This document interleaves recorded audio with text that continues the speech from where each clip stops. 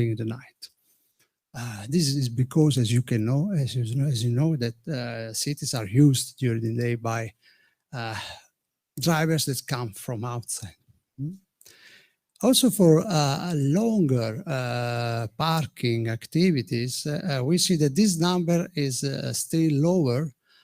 So we have not so much vehicles parked for more than one day, but the zones where they are parked are different. I don't know if you know, maybe yes, Torino, but this is the trace of the metro line. So where the zones are served by an efficient public transport, maybe the cars are parked more because users maybe prefer to opt with other transport modes. What about the duration? So we have a different number of cars parked, but also the duration of the parking activity is different. As you can imagine, during the day, we talk about 2 hours for the different zones. We have zones that have a longer duration or shorter duration. But if we refer to the night time parking, the average is around 13, 14. So we have, as expected, much more time to charge our electric vehicles. This is a confirmation about the duration for longer parking activity, because these activities are more than one day. But if you look at the amount of the hours, if you divide this hour by 2024, they are more or less 7 days. So most of the vehicles are parked for the whole week. So they are very interesting to be used for a vehicle-to-grid application. So let me go to the conclusion. So I have presented here just principal result of this research that aims at understanding what are the patterns of these vehicles which are traced with the floating car data, and we can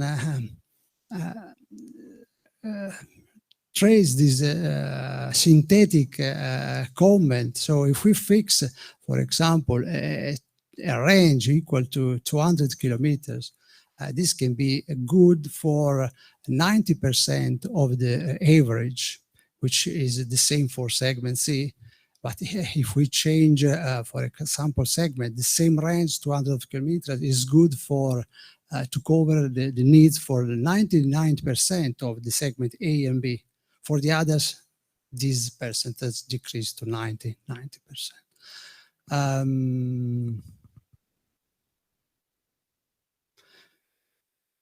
I will close here, maybe just to spend more time. Thank you. Thank you very much. Thank you, Professor. Just me. Yes. Let me thank the co-author, because this is a reference where you can find more details on this study. And let me thank the other co-author, Giuseppe Brancaccio. Great. You can take notes of that or make a photo. And if you want to see again this event, you will be able to do that on YouTube, on the PoliENERGY YouTube channel. Now we are welcoming questions to both the speakers, so please feel free to raise your hand. There will be someone from the PoliENERGY team that will bring you a microphone. We know the speeches were perfect, but maybe you have some questions.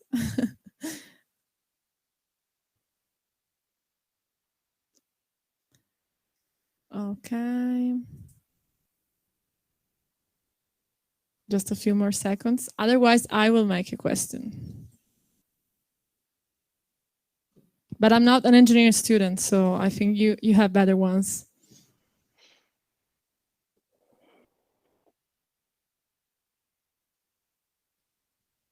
Okay, so I was non-engineering questions, so it's fine.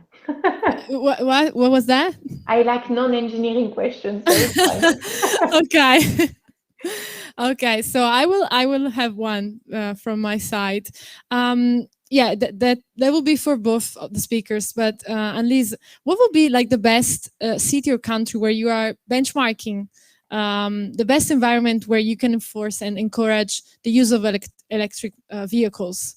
Because I see there are many challenges with the infrastructures and the urban structure of the cities as well in Europe, which we built cities that were not used to this kind of mobility. So is there any like country or city where you can inspire and where we can learn also from?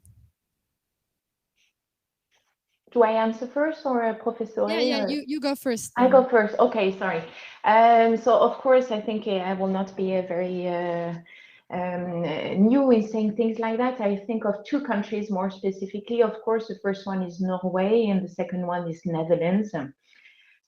For me, two things. The first one is, of course, the development of infrastructure for charging infrastructure. And we see, for example, if I take Netherlands, that they have a very good infrastructure. They have, for example, only 4 electric vehicles per charger, when the norm is normally defined by Europe at 10. So they are very good. They have a very high infrastructure. And on the other way, Norway is very interesting because we can see that switching to electric vehicles, electrified vehicles, can happen nearly overnight. Now there are more than 80%, I think, of electrified vehicles in Norway. Of course, they have been putting in place some measures pushing that to make sure that customers want to adopt e-mobility. But for me, the two are interesting. Some countries manage to put in place a charging infrastructure quickly, and some others are managed to make sure that e-mobility is adopted at a very high speed. So this is something that we must be very aware of, that the switch to e-mobility can happen overnight. And this is why our business unit is so important, so that we make sure that we are ready in all countries. So Europe is one thing, but we're trying also to work with other regions across the globe. Thank you so much. If you want to add anything, and if there are questions, of course, we will welcome them. It should be on. It's not? Okay. Yes, yeah, it's working. Yeah, we see in Europe that there are different scenarios about electric mobility in North, we say in the North country. We see a wide diffusion, but maybe this also is affected by some policies, for example, incentives that are provided to users, for example, a reduced amount of tolling for motorways or other incentives. So also the pattern of mobility can be different in different countries. So for example, I don't know how frequent are long trips in Norway, in Belgium, or in Italy. Maybe in Italy we have places that are not so close, so we need to travel for frequently for a longer distance or not. So there are different points that should be included in the analysis when we compare different countries. Yeah, fully aligned. Clearly, of course, when you need the customers to switch to e-mobility, you have to make sure that all the pain points of customers are answered. So it's range, it's charging, and it's price. So you're right, it's true that we see, of course, a higher LEV mix in countries where there are high incentives or benefits for the users. So yes, you're right. In Norway, for example, during a long time, there was no VAT on the sales of electric vehicles, so it can represent quite a difference. In Germany, the incentives are very high, up to 9,000 euros, for example, on an electric vehicle, depending on the price. So for sure, what we try also to make sure is that it's always about the buying price, the purchase price, but in many countries also the price of electricity is lower. And so what we also try to shift for customers is the fact of not only thinking about the price when you buy the car, but also when you use the car. So of course the running costs, because there is less maintenance, the energy costs in many countries is less expensive on energy. But you're right, price is also very key. And the type of course, the type of trips, but this is why also we have plug-in hybrid.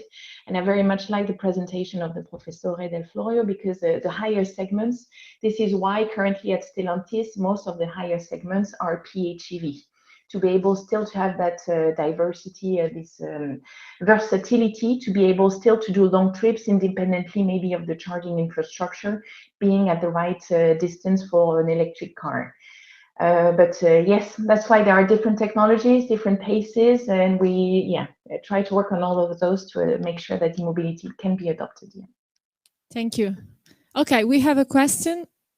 There will be also those who are looking at this event from YouTube. You can do questions. You can write them on the comment, and we will bring them here.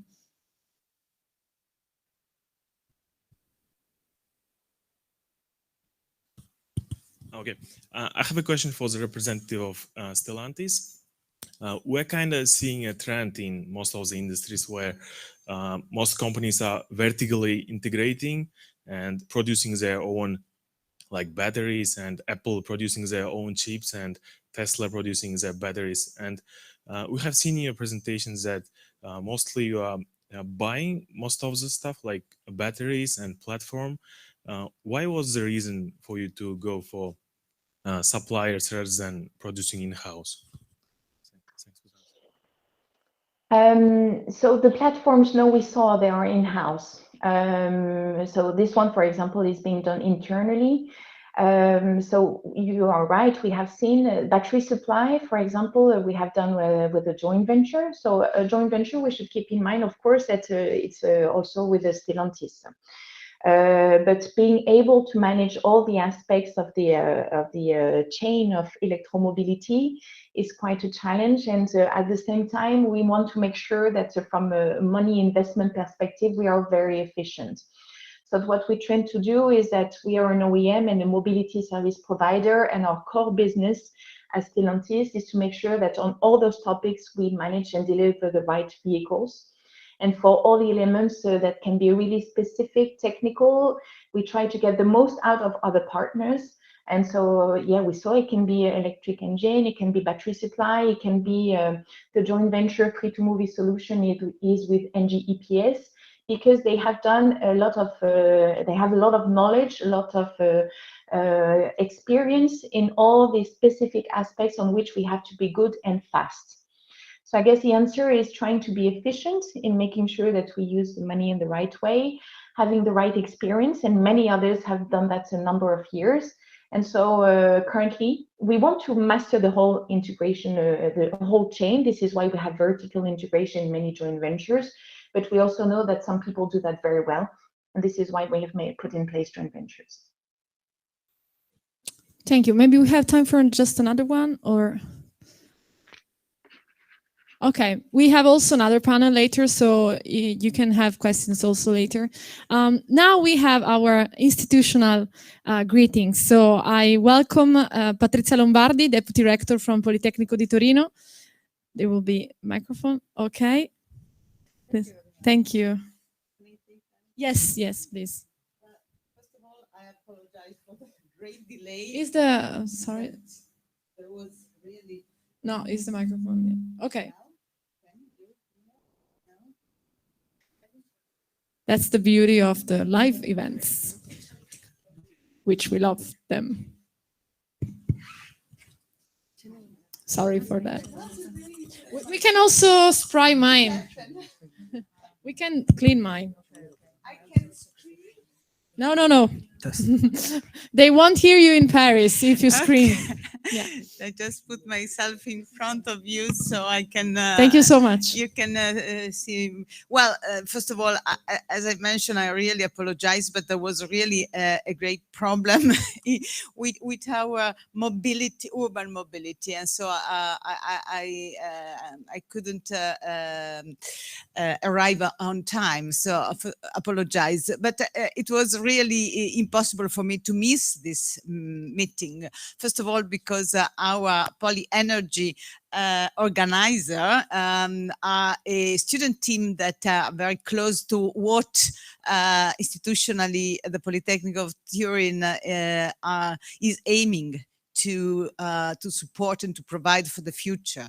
the future for future generation as well. That means to increase the responsibility that institutions like university have in current world. And the student team PoliENERGY are really great support for this transition. So this is the first reason. The second is clearly the topic is very core for the Polytechnic of Turin, that is supporting and planning new initiative in the field in connection with Stellantis, in connection with the competence center and the industry 4.0, and all stakeholders in this field is very proactive with the planning of a national center for sustainable mobility, thanks also to the fundings coming from the Italian government for the resilience and restart of Italy. So this is really important, and we also support the project of Stellantis with regard to the Gigafactory and all the hub in Molise. So we are really proactive. But the main reason for me is that I would like to engage all of you, that you are our student and our future, in a way, in the great transition that university, particularly Politecnico, is trying to deliver since 2015, when institutionally we organize to have an office that is the Green Team supporting all universities, because we are also president of the Italian network of University for Sustainable Development, which involve 80 universities in Italy. What do we do? We try to engage government as well as our internal governance in making policies and subsidies and support for making this transition possible. So in terms of mobility, we have mobility manager, the energy manager, as well as the climate change manager, the resources and waste manager, the education in the education field, as well as in the public engagement. And what we want to do is to promote the target of Agenda 2030 and trying to support local communities in this transition, and as well as the business sector and the industry. So we need your support, as well as the PoliENERGY and student team are doing, because through innovation, but also through real awareness, we can make this possible. And we are doing as well in our courses, in our formative educational approaches. You will have an hackathon. Hackathon is one of the most interactive way we have for trying to solve problem, thanks to the ideas and to the interaction, good idea that you have, because we have to stop with only vertical and specialistic knowledge. We need to increase with soft skill and system approaches, and make our education more proactive and ready for the future that is really changing very fastly, and what also in terms of job placement, we really don't know what is going to be in the future. So you have to be ready to take all the advantage and to make sustainable decisions for our territories and communities. This is my message. Sorry to be to have take some of your time, but institutionally we really support what you are doing. Thank you very much. Thank you very much. Thank you, Patrizia Lombardi. Thank you. Now I welcome to the stage Alessandro Ciro Sciretti. He's from Edisu, Ente diritto allo studio. Hello, the floor is yours. Thank you. How long I have? A couple of hours? No, I'm sorry. Couple of days. Hello, everyone. Good morning. I'm a bit excited because, first of all, I'm not so used to all the speech in English in public speech. So it's not a. Okay, yeah. Because this was the easy part. So anyway, I am Alessandro Sciretti. I'm the president of Edisu Piemonte, the local agency for the right to university education. I have here some notes because my exciting could bring me to forget something. But anyway, I hope you will understand me. This is a great event. I want to thank PoliENERGY and Stellantis. Of course, we have many collaboration with Stellantis, and I'm proud to have this chance to introduce what is Edisu Piemonte, what it makes. You can know us through our new brand Campus Piemonte that has the aim to be more recognizable in all over the world. Edisu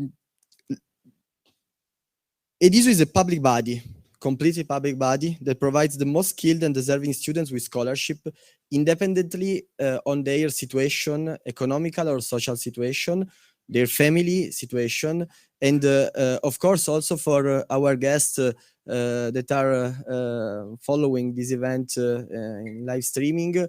You have to know that in Piedmont you can come here, study at our great university, like for example Polytechnic of Turin, with a lot of services. We manage, for example, public university dormitories, canteens, study halls, and other services, like for example, library service. In terms of sustainability, the 2020-2024 strategic plan has the ambition of Edisu Piemonte, has the ambition to pursue at least 11 of the 17 UN sustainable goals. Edisu implements measures and intends to activate projects and initiatives aimed to improve the quality of processes and the lives of the students. One of these projects, born during the first hard lockdown of March 2020, so in our homes, closed in our homes, started in partnership with Stellantis effectively in January 2021. In fact, Stellantis provided us with 2 plug-in hybrid cars that have replaced our old ones, reducing the emissions and making our employees moving in a sustainable way. Before that cars, our employees were moving with thermic engine cars, and I thought it was not so correct for an institution that every day works with universities with innovation field, and it was not so correct and so logic. Moreover, this project allowed us to save money for 3 new scholarships for the academic year 2021-2022. So I have to sincerely thank Stellantis for this collaboration. Another project in partnership with Stellantis, and in this case with the startup Solertia, is about the new multifunctional towers. The first one has already been installed at the Giulia di Barolo residence in the city center of Turin and near the Palazzo Nuovo University area. The tower is a multifunctional and vertically integrated structure conceived as a catalyst of services and devices for the city of the future, without further land consumption. That is one of the main focus of this period. The creation of a network of smart structures managed on a single platform for all integrated services and sensors represents a unique and innovative way of smart service management, which interconnects urban infrastructures, homes, buildings, and people, becoming, in fact, a focal point for the final evolution of the smart city concept. Introducing these towers in the residences means giving services to students such as connectivity, electric car or bicycle charging, defibrillator, video surveillance system, and student information panel through high brightness displays. Thanks to this innovation, we confirm the will of this institution to implement policies of sustainability in favor of students and in general of young people who are our future. Just to be clear, Edisu works every day with universities. I think that in the city of future, the smart city, the collaboration among public institutions is essential, because it is essential right now, because it isn't possible to evolve our cities, and of course a smarter city is also a more sustainable city without this cooperation. And the event we are living today is an example in this way. For all I said, I really want to thank my staff, my entire board, my vice president, Professoressa Silvia Bodoardo, who will speak later, our strategical partners, Stellantis, and all the Edisu family, and of course, all the university students, 140,000 university students of Piedmont that are our soul. And now I leave the floor to, of course, more interesting speakers. Of course, you will enjoy the time we spend together this morning. Thanks a lot for your attention, and have a nice day. Thank you, Alessandro. Thank you to Edisu. We have just one question from YouTube. It's for Annelise Richard. And then we will close that panel. So Annelise, why we have Luca Montangero asking from YouTube, why diesel engines are not usually integrated into hybrid vehicles? Good question. So there are a few offers from competitors of a plug-in hybrid or hybrid with a diesel engine. I think probably a few reasons for that, at least on the Stellantis side. I think that first, of course, when you have to introduce new technology, you have to make sure that most of the time, first, that it's optimized for worldwide offer. And petrol currently is way more spread out across the world than diesel. So we could say we could have had both. But then it comes down also to a diversity question, and we try, as you know, to be very efficient as an OEM and making sure that we do not have too many powertrain offers. Also, what I have in mind is that the diesel engines still have some emissions that are pointed out, like NOx emissions. And clearly the future of diesel in many countries and many regions is unsure. And we can see already diesel cars, for example, in France, I know my country very well, they are being pointed out and more being left out of cities. So I guess a plug-in diesel would probably not make it work. And I think also on a technical perspective, I would have in mind that a diesel engine is heavier than a petrol engine. So when you put as well an engine and a battery, which is also additional weight, I guess we are also trying to make sure that we're finding some solutions to make the vehicle as less heavy as possible. So a few things I would have in mind of why most OEMs are concentrating mainly on petrol plug-in hybrid offers. Thank you. Okay, so I think we have to thank our speakers, those who were introduced before. So thank you, Annelise Richard. Thank you, Professor Flavio. Just to let you know, we will have a new panel now with a session for Q&As, and then we will have a little coffee break. So we're going to speak about batteries, which is a great topic. We have speakers from Paris, from Germany, and from Turin. We will start with Mrs. Laurence Noël. She's the SVP Circular Economy Business Unit Manager in Stellantis. We're going to speak about circular economy, which is a trend topic now. Please, Laurence, feel free to join the floor.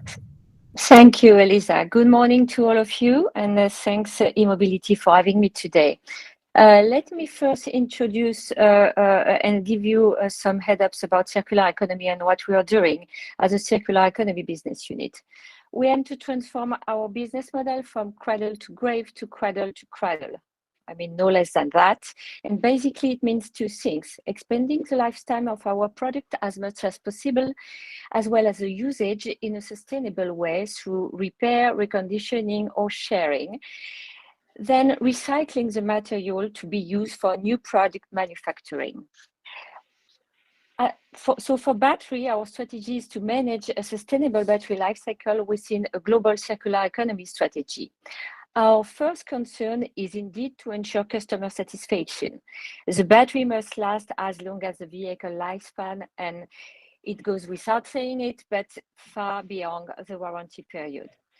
To do that, we are able to monitor by software, I will say in real time, the state of the health of the battery, so that if necessary, we are able to provide a unique service to our customer to maintain the performance of their battery. If you want to move to the next chart, we can do that through e-repair center in each and every country where we operate. Wenn du in 20 Minuten mal sorry. kurz hier rumläufst, wenn die vorne nichts los ist. Even if it's a great place to Can Rüsselsheim mute the mic? Thank you. And for deeper and longer operation, we can reman, meaning remanufacture our battery. And at the moment, we are doing indeed our battery expertise center in Rüsselsheim, probably why they opened the mic. Coming back on e-repair, we have today 6 centers up, and 21 will be up by beginning of 2022. And for Reman Center, the first one is operating in our battery expertise center that will be presented later on by Ulrich in Rüsselsheim. It is a scalable and replicable workshop. Then, when the battery level of performance is not sufficient anymore for vehicle usage, the battery can be reused for second life as energy storage capacity. Free2Move solution, our joint venture between Stellantis and NOAA, set up to become a leader in design, development, manufacturing, distribution of electric products, uses battery for battery second life in its range of product, could be e-mobility charging solution or capacity storage solutions. So they are indeed a privileged partner, but not an exclusive one. The repurposing of the battery into capacity storage or charging solution can be performed as well in our remanufacturing center. Later on, Erika will tell you more about the second life project. Ultimately, once the battery are no more suitable for automotive or second life, they are recycled with qualified partners. Today, the volumes is kind of low. It's less than 100 battery per year, but it will grow up to 5,000 by 2030 and 500,000 by 2035. I'm talking only about Europe. At the same time, we will get much more mature technologies of the raw material, of the recycling of the raw material, allowing a high percentage of recovery. So our aim is clearly to the closed loop and to integrate the recycling through partnerships in our Stellantis footprint, starting by Europe, then North America, then the other region.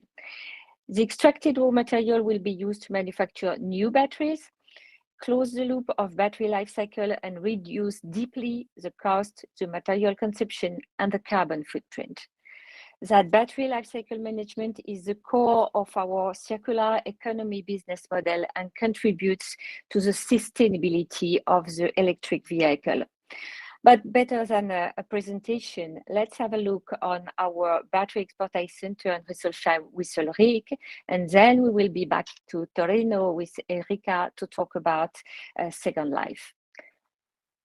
The floor is yours, Ulrich. Thank you. Okay, we see a great location. That's much better than the usual wallpapers. Thank you, Laurence.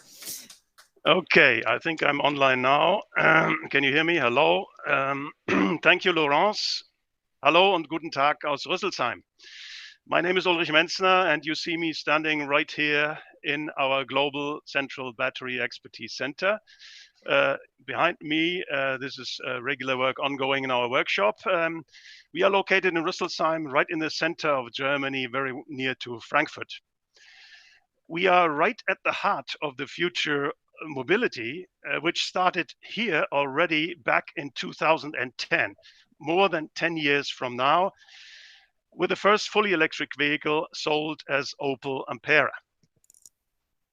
Now, you may have asked yourself, what happens to your battery if it's getting down on performance? This you may have experienced with your smartphone already. Well, it's pretty much the same. If you need to refresh your battery, your dealer will be able to help you immediately repair it or go for a replacement of the battery. Now, to do so, we take care from here with our joint team of highly motivated experts from different areas of the company. That would be after sales, mainly manufacturing and engineering. We provide and take care with our dealers and repair centers all the necessary trainings and tools so that they are able to respond to the customer concerns and technical issues in a timely and cost-efficient manner. But we do more. We have sitting over here also a team with our engineers that are investigating unclear failure patterns, discuss with our suppliers, and develop repair strategies. And we are constantly learning, just as some of you do right now, because we need to improve design of the batteries and related services to make a reliable eco-sustainable mobility to our customers. As a result, on the site here, we deliver remanufactured battery packs at top quality and best capacity level. This is what our dealers will then put into your customer car. However, some of the batteries may not qualify to this. We just received in the big box there a battery from Norway that has been burned. So most unlikely this battery to be used. So actually, what to do with them? The main indicator is called state of health, SOH. So with a lower SOH, or maybe even no more at all, we need to look for other solutions. And that could be the repurposing of the battery in a second life as a stationary use. You will see more later. If not, all the remaining parts and consumables actually are collected and sorted in a focused recycling at the premises of our recycling partner companies. But let's have a closer look how it really works and what happens when we refurbish our battery packs. You may find in your Peugeot E208 or Corsa E, whatever you want to drive. So let's have a look at the quick video right now.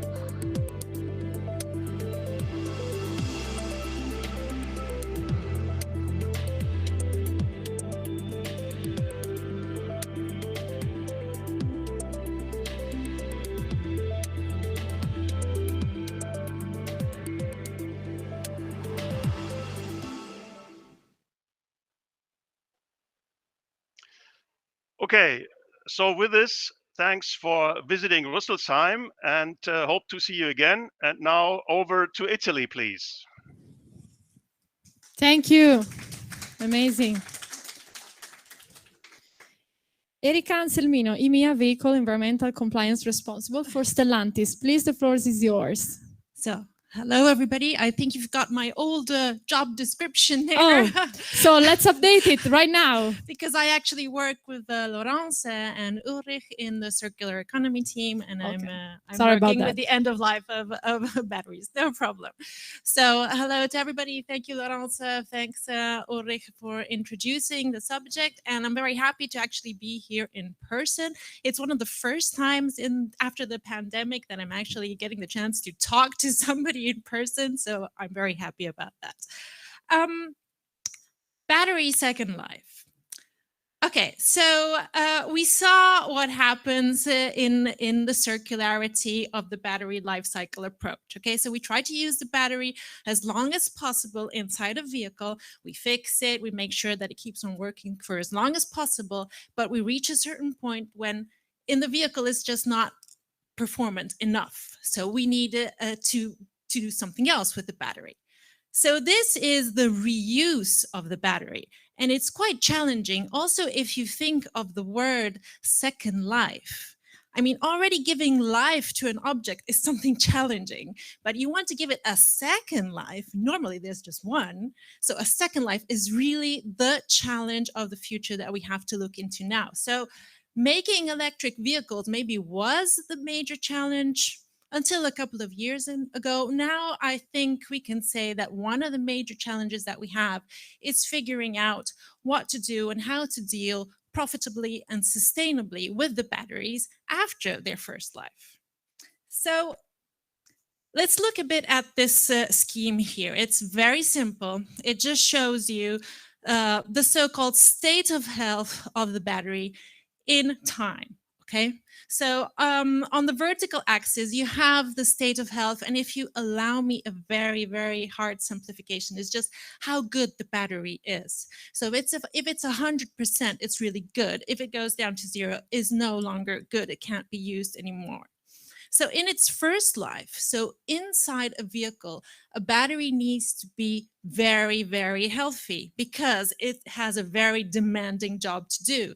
Using it to make traction for a heavy vehicle is very demanding for a battery. So the top percentages of the state of health are used in the first life. And then what happens? Then on the horizontal axis, we have time. But there is no indication of time there because that is one of the challenges, actually. So the first challenge is when? When do we stop using the battery for the first life? What is our indications? What are our experiences? This is a very new business. So we are building, as we speak, our experiences now. So determining when to stop using a battery for first life and moving it to second life is one of the very first challenges. Okay. Then, second challenge. What do we do with the battery in second life? And what are the, let's say, the competitors of a battery in second life? Well, first of all, the new batteries. Why should we use an old, used battery instead of using a new one? Okay, that really depends on what kind of state of health the used battery has. It depends on the price of the new batteries. It depends on the new types and new chemistries, maybe of the new batteries coming out on the market. Because I said there is no indication of time there, but normally a vehicle will last a long time. I mean, 10, 15, 20 years. So we will reach a second life when the, let's say, the view of the new batteries is going to be completely different. So we don't know what we're going to be up against in terms of new batteries in the future. What's another challenge? We have another when. When do we stop doing second life? And when is it better to go to the recycling? I mean, recycling at the end is always going to be there because that is where all the batteries will end up. But we need to find the best when. So when do we stop? When do we say, okay, second life is not, it's not useful anymore, it's not feasible, it's not the best way to go, it's not the most sustainable way to go. We want to go to recycling. So that also needs to be figured out. When do we want to do that? There are several factors that we have to keep in mind. For example, when are we going to need the raw materials to make new batteries? When is it going to be more profitable to go to recycling? There are several things that we have to take into account and also things that today we don't know. We have to figure out as we go on. Another challenge, what do we do with second life? I mean, there's lots of things that today are being done, but I am sure that there are many more that we will think of in the next few years to actually do for second life, okay? there are probably things that we can't even conceive at the moment, that we haven't even thought of, that young minds like yours maybe will be able to figure out. But we need to understand and, let's say, open our challenges and open our views on what we can do with second life batteries. And then how? Which kind of business model should we do with second life batteries? I mean, first of all, who should be involved? Should it be the car manufacturer? Should they be the ones thinking and doing second life? Should it be somebody else? Should it be a third party?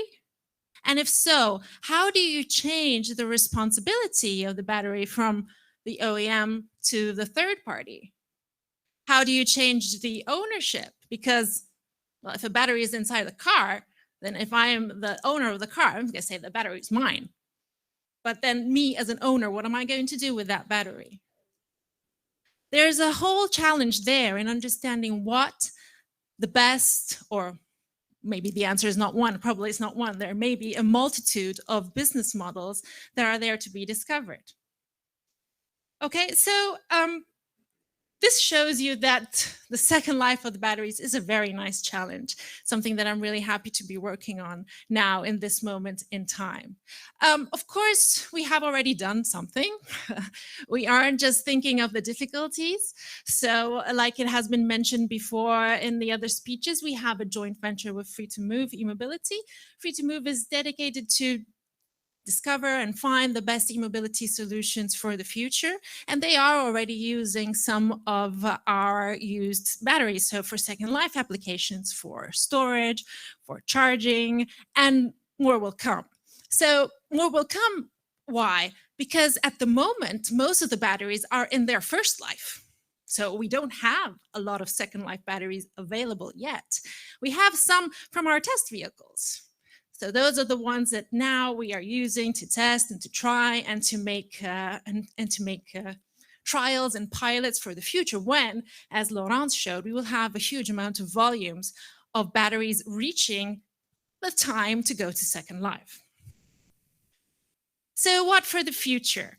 Well, for the future, we keep on looking, we keep on scouting for new technologies, for new solutions, for new ideas that will help us close the loop and will help us make also these batteries a perfect example of circular economy. And I'm really hoping this afternoon to hear some nice ideas from you and maybe get one of the future ideas from one of your projects. Thank you. Thank you. Thank you, Erika. Now we have Silvia Bodoardo. She is Associate Professor of Politecnico di Torino. This is clean, yes. Please, Erika, yes, leave it. Thank you so much. Okay. Future of batteries for automotive applications. That's a huge thing. Thank you very much. Thank you for inviting me, and thank you to Ediso and the PoliENERGY Group and Stellantis, of course, to give me the opportunity to present some ideas and to make you doing a sort of journey inside the battery. So going to see what is contained in a battery and what we can think for future in this field. First of all, let me introduce my group. I'm leading the electrochemistry group in Torino, where we are working on from materials, new technologies, even sensors in batteries, and completely new batteries. And also we are going to do some industrial application for testing from modules to full battery packs. And also we are building a new pilot line, a very small one, also to test new materials and to go toward the additional application of what we are doing. So we are also taking care of safety tests and also the full test of big battery packs on the roof of the energy center, where PoliENERGY is also host and is hosting many interesting events. Well, so going inside the battery itself, going inside the cell, I would just want to make some chemistry lesson. Let me just remember that a cell is composed of several components that are mainly called cathode, where there's the big higher amount of metals, and particularly transition metals, and one anode that is mainly today produced with graphite, and in the middle there's an electrolyte that is taking care of the movement of the mass of ions from one element to the other one. Why we are speaking about materials, as these are the one driving the performance of the cell and the full battery itself. If we just compare the cost of a battery, is mainly focused on the materials contained in the battery, but the same is also for other applications like photovoltaic systems, and also for the production of energy coming from wind and solar mills and so forth. But when we are speaking about cost, what's a cost containing? Do we have only to consider how much I'm paying to get these materials, to get the battery itself? Or do we have to think around and thinking also that the cost of a system in general, but the batteries, of course, is both depending on the performance of the material of the cell we want to get. So considering, of course, power, energy, lifetime safety, and the need of fast charging.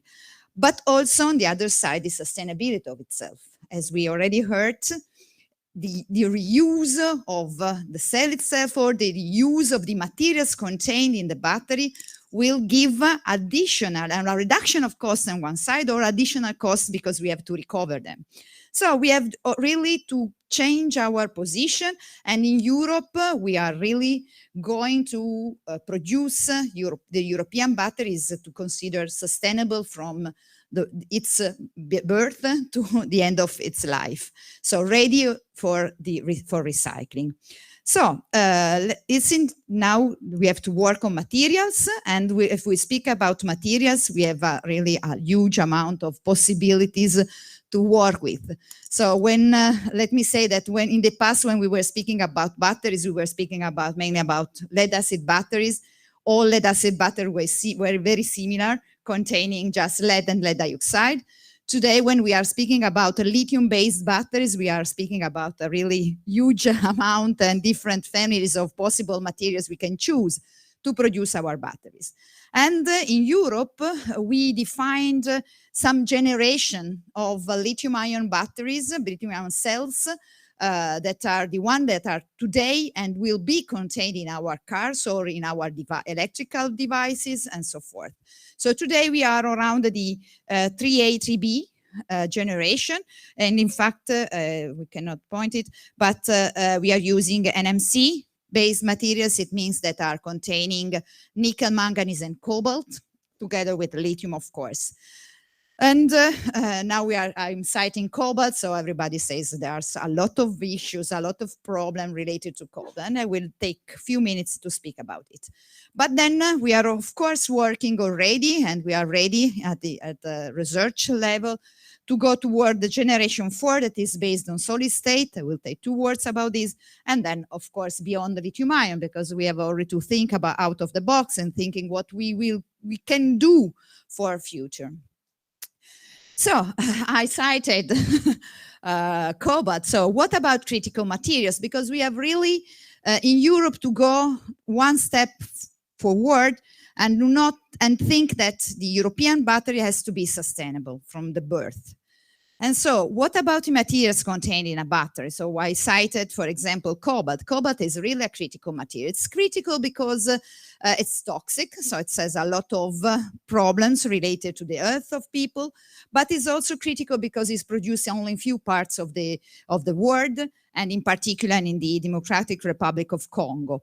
But there are also other materials that can become critical. Lithium is not critical today because we have a huge and big amount of availability of lithium at the present, but depending on the amount of batteries we are needing and we will go to produce, of course, it can become critical. So recycling, second life can be a really big help in this way. But cobalt is critical, but of course, the amount of cobalt contained today in actual batteries is around 3% in weight of the total weight of the battery. So we are speaking at least already at about very small amount. And we are going to reduce as much as possible in time. So we started using NMC 111. It means that we got 33% of nickel, 33% of manganese, and 33% of cobalt. And now we have already at 811, so 80% of nickel and just 10% of cobalt. So it's reducing time by time. But we have to target something that is as much sustainable as possible. So we should be in this green line of this graph. This graph reports the energy density and the specific energy, the energy by mass. So we would like to be on the upper right-hand corner of this graph in order to get very high volumetric energy density and very high mass energy density. But you see here that when you have high sustainability with the green triangles are on the lower parts of the graph, so we are not lucky. If we want to be very sustainable, we are losing in energy density. If we want to be very sustainable, to get very high performance, we are losing in sustainability. So we have to work something in that green area where we are reducing as much as possible the cobalt. For example, I'm just presenting one of the results of one of our European project in which we are working, the Hydra project, in which we are using NMC without cobalt. It's called LNMO. It's lithium nickel manganese oxide. That has some problem related to the instability of the materials due to leaching of the metals in solution. But we are covering with the lithium iron phosphate, which is a very well-known material, very hard with very strong chemical bonds, and that really can perform very well today. So this is really close to the future, and there are already some cells ready for that. What about the anode? We are using today graphite. Graphite is here, so it's in this graph reporting the voltage, the capacities versus voltage of a battery. Cathode materials are the one showing very high voltage, are the one that are giving the voltage. So higher is the voltage, higher is the energy density of a battery, of course. On one side, we need to get high voltage. On the other side, we need a very high capacity. And so graphite displays 10 times the capacity of graphite is 10 times lower than the one of metallic lithium. So we need to move on this graph going toward this side. But in the middle, there's also silicon. Silicon here is reported as a composite with carbon, with graphite. This is because during lithiation, during charge and discharge, it presents a big volume expansion. So in order to buffer this volume expansion, we are using carbon. Depending on the amount of carbon, of course, the higher is the amount of carbon, the lower is the capacity. And today, the commercial amount, also the Stellantis batteries should contain something like 4% of silicon already. But the target that Stellantis is showing us is to go toward to reduce the cost in 2024 with reducing, for example, working on the cell size, on the chemistry upgrade. And so the goal is to reduce costs on one side, but to get and to increase the performance. So we have a limitation on the actual and conventional batteries. So we know that we cannot overcome some value. So we have to go forward. And one of the possibilities related to all solid state batteries, and then other opportunities I will show you something about. Why solid state? What does it mean? Solid state battery is the one that replaces graphite with metallic lithium commonly. It means, and already here we are thinking that we are jumping in the capacity from the very low value of graphite to the very big value of lithium. So we already are earning something. But we are also replacing the liquid electrolyte with a solid one that can be, again, a big family of different possibilities, going from ceramic to full polymeric and also hybrid, mixing polymer with ceramic nanoparticles. So you already can see that here we have a bigger capacity, but also a lower and smaller volume. it means that we are getting a much higher energy volumetric energy density. And this is very interesting in particular for automotive applications. But if we want to jump to completely and few new chemistry, we have to go here where we have completely new stories that are lithium sulfur or lithium oxygen. Lithium sulfur is for sure much closer to the market. We are quite ready to get them, and the theoretical energy density of lithium sulfur batteries are 5 times the one of lithium ion. It means that we really can change the paradigm of moving with an electric car. Okay, we'll skip this. Lithium sulfur batteries are composed again with metallic lithium, I told you before this, and sulfur as a cathode. It's a mixture again of sulfur with carbon, because sulfur has no good electron conductivity. And sulfur is also very light, it's very highly available. As you know, it's also one of the components coming from oil production. So also Shell, for example, is working with us trying to reuse sulfur coming from their production. And it has some drawbacks on which we have to work. The safety of lithium, that's the same issue we already have with the state. And also sulfur is producing some soluble compounds during cycling, and we have to prevent it. But there are solutions also for that. Of course, this means that we have a lot of work, and this is good for researchers, so we always have something good to do. But of course, this takes also some time to arrive to the market. But I want just to take you a few minutes saying that we are also thinking really out of the box and going to far future. And in Europe, we have some initiatives. I will show just you a few minutes what is doing Europe in this field, that is organizing really let me say, a story that starts from the low TRL. It means this basic research going to production. And within Battery 2030, that is a coordinating supporting action in which we are a part of. I'm leading the work package on education. Just in the brackets, education is a very important topic in Europe now. We need something like 800,000 people trained for next future to work in gigafactories. And this is a work we are doing all together with all people in Europe in order to really train and reskill workers, because these are fully needed. So just thinking out of the box, we are already working on self-healing materials. So this is the second life of a material working inside the cell itself. So when it breaks, it readjusts itself in order to get a longer cycle life.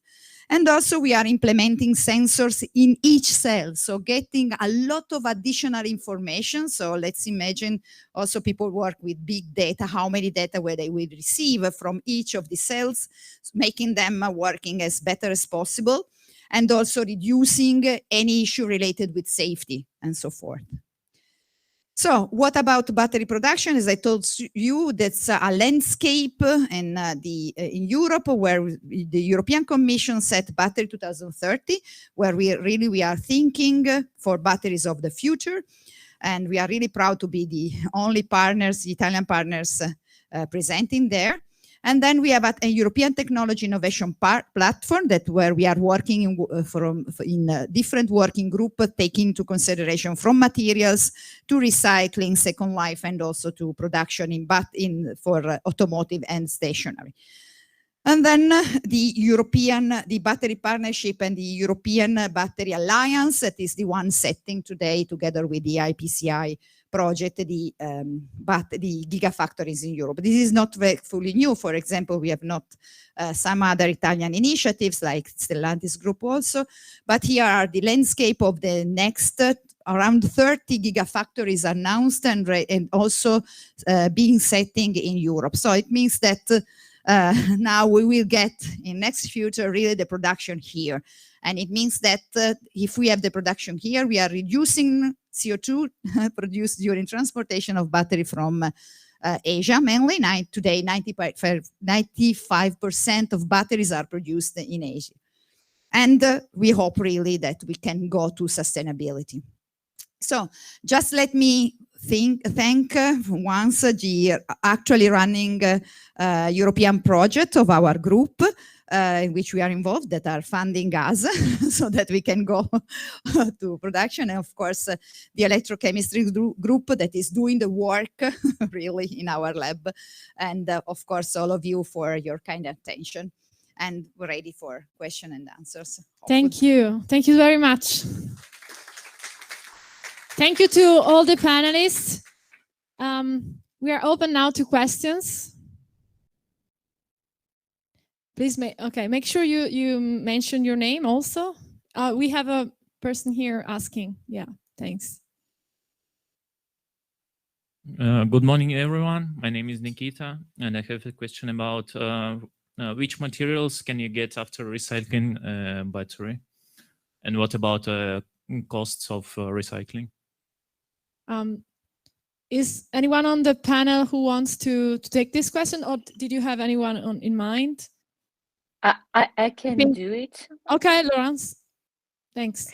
I mean, it's a really interesting question, by the way. So we are able to get, and with the new process I was talking to you about, which is mainly a hydro process, we are able to get back all the raw material from the cathode. But you're right. I mean, there is in the batteries, there is not only the modules and the cathode and everything, but there is also the harness with the copper, and all of that could be recycled. So you need to keep that in mind. There is no so much copper in the ground now, so that will be part of the recycling as well. But coming back to the cathode, we should be able to recycle everything with a high percentage of recovery, as I was saying, between 90 or 95%. The process is still not available today, which is not a big, because we don't have so much battery enough life, but we are, and many companies are working on it to be able to start operation by 2023, 2024 with industrial process. Thank you. We have one question. Oh, okay, yes, please add something. Yeah. Working. Yeah, but it is. I may add, there's a lot of activity in recycling, and also in those projects I showed, there are a lot of studies. Of course, today we have the pyrometallurgical method that just burn the battery and takes the heavy metal recycled, but the hydrometallurgical method can recover the other materials. But now we are studying and going to go to the direct recycling. These are closed loop methods. That means that we are giving a new life to the materials already produced. And this means that we are not only recovering cathodic material, but also, of course, anodic materials, all the current collector. And one very huge and difficult issue is to recover the electrolyte. But there are also some supercritical method in order to recover the electrolyte too. So there's a lot of push in this direction. There are some companies in Europe doing recycling. And of course, this has to be pushed by the government. As we did already for lead acid batteries, we put some of the money to buy the batteries going to recycling. Now we have a full recycling of the batteries. The lead acid batteries are produced only with recycled lead. So even the environmental impact is very high. We have no thinking about this issue because it's already fully recycled. I'm very sure that we will go in this direction also for lithium. And when the cost of recycling will be very low, this will be much better, let me say, than to reuse the cells because it's very difficult. And of course, this is a very important intermediate step, but it's very difficult to balance the cells to get them with the same state of health and giving the same lifetime remaining for those batteries. So all the questions Erika moved before are really important. And I don't know if she has solutions already. Thank you. We also have some questions from YouTube. You can continue taking questions from that, or if we have anyone in the audience. We have one question.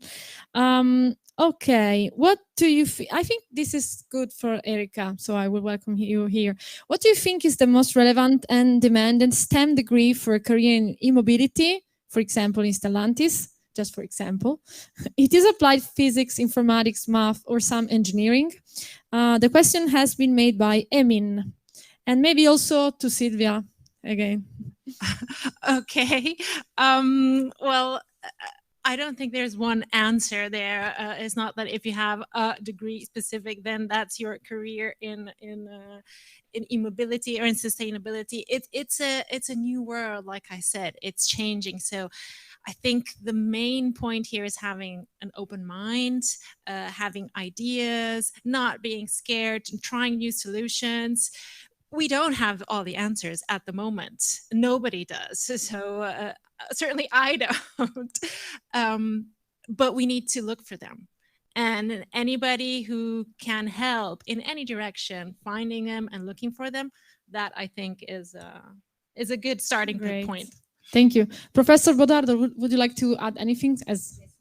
Skilling of in all fields, let me say, because of course data management, for example, it's something more specific for informatic and other kind of engineers. Of course, materials geologists, there's space for everyone in the battery. And let me say that we really need to think out of the box. We need also really the thought of completely different people. For example, we are going to organize one event for young people in next springtime within Battery 2030, and this event will collect around the different tables in 4 universities in Europe, young, let me say scientists, because we want to collect together economists, neurologists, philosophers, together with the battery scientists and so forth, really to think for the battery of the future, because we have to write the new version of Battery 2030. We need really new open minds, as Erika already said before. And so you will be welcome then to register and to apply, because we have a selection of students, of people, not only students, but because it can be also PhD students and so forth, ready to participate to these discussions. And so this means that we really need a lot of different specialization for future. Great. Are there any other questions? Okay, so I think we can thank our guests. Thank you, Laurence. Thank you, Ulrich. Thank you to everybody who were also here in Turin. Yeah, let's have an applause to the panelists, please. Thank you so much, Laurence Noal, Ulrich Metzner, Erika Anselmino, Silvia Bodardo. Okay, we're gonna have a little coffee break.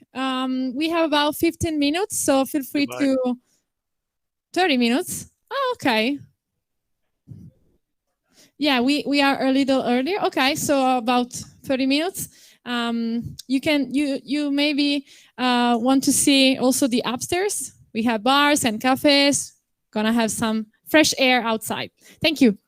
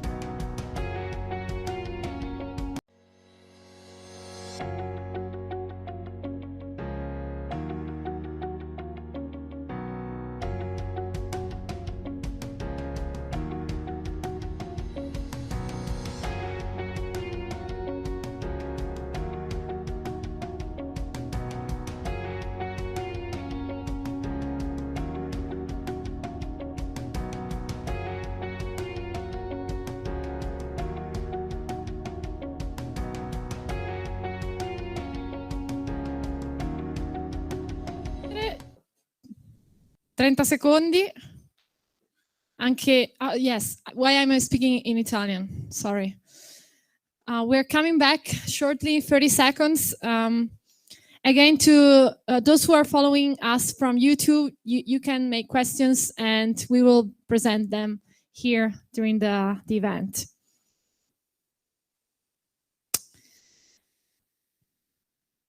All right. Okay, let's wait just 20 seconds.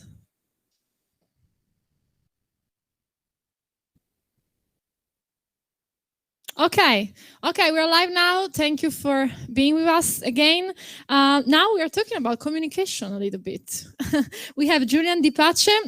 He's the head of Jeep brand advertising, and we will hear something about the evolution of e-mobility communication, which is quite important. The floor is yours. Thank you. Thank you very much. Hello, everyone from Italy here, from France, and from Germany.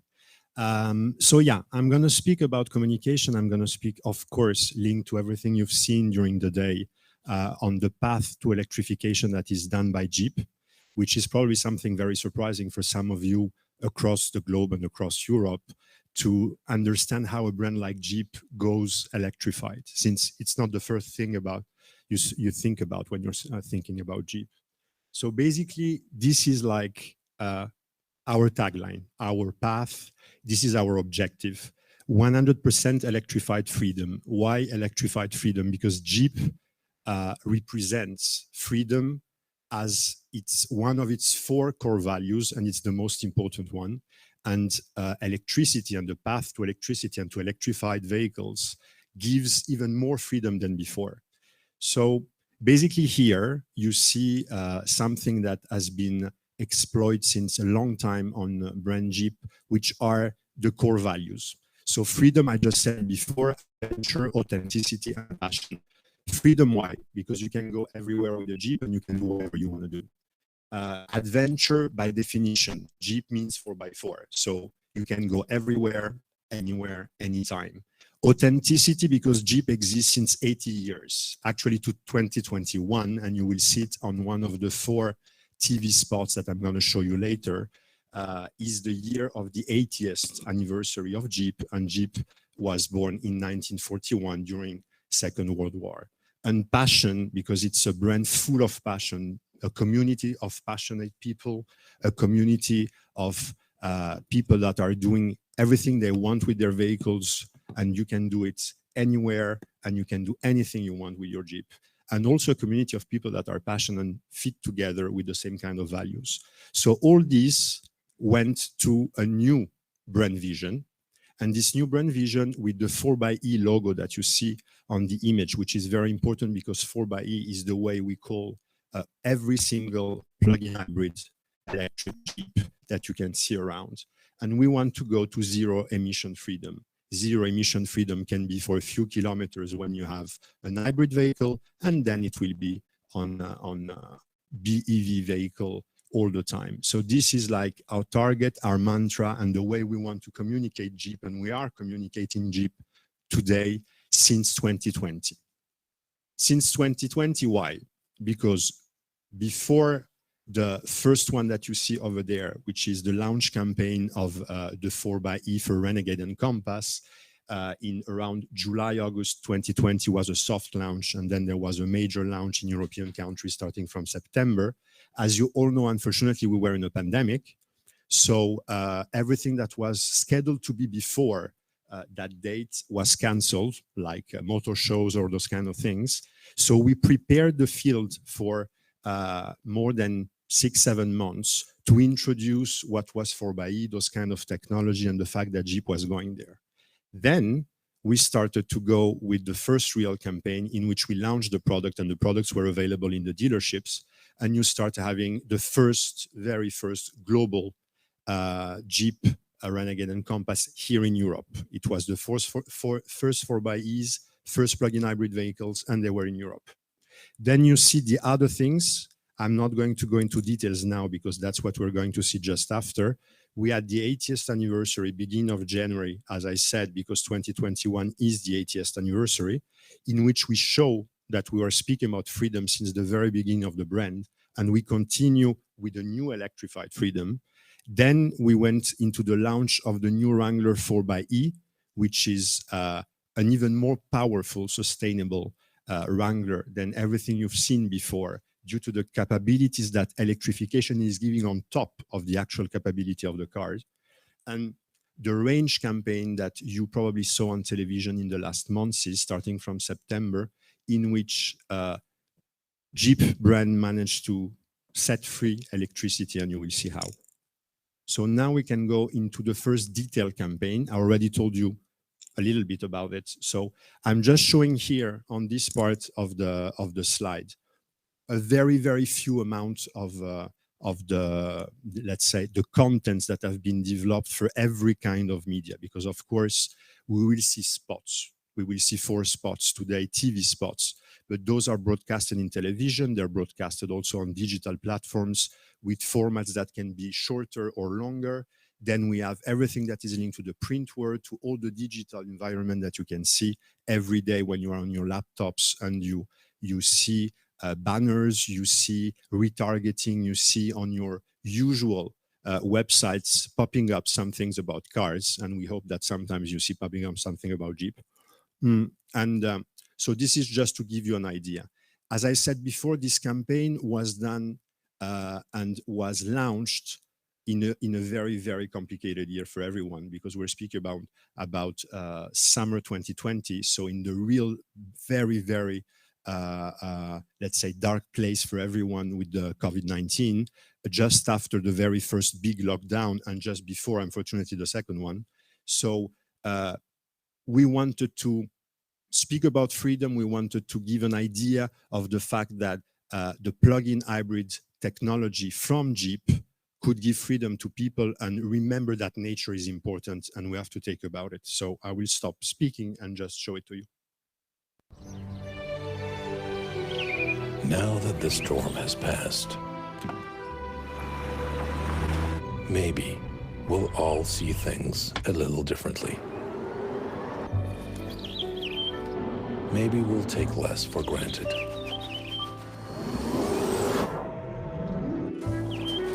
Maybe we'll see that we really do have the power to change the world. And we'll all understand that no matter where we're headed, how we get there matters. Introducing the new Jeep 4xe plug-in hybrid electric.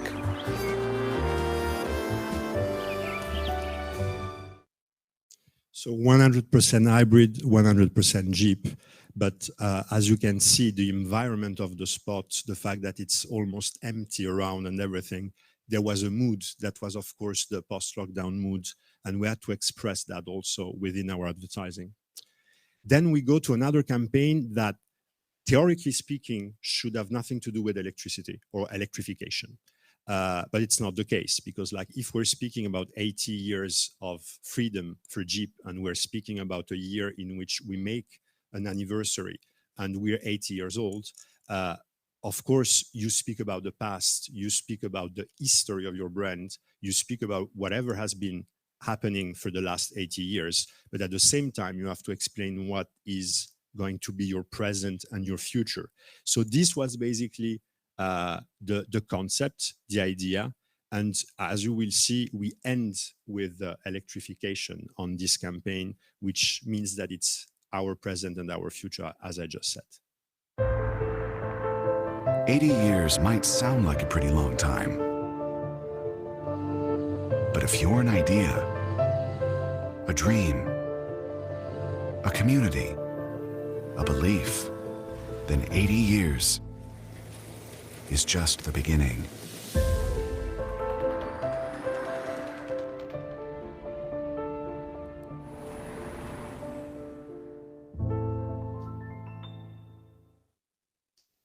So what is very important for me in this campaign is that there are many ways to celebrate anniversary. You've seen it all your life for every single brand, automotive or not.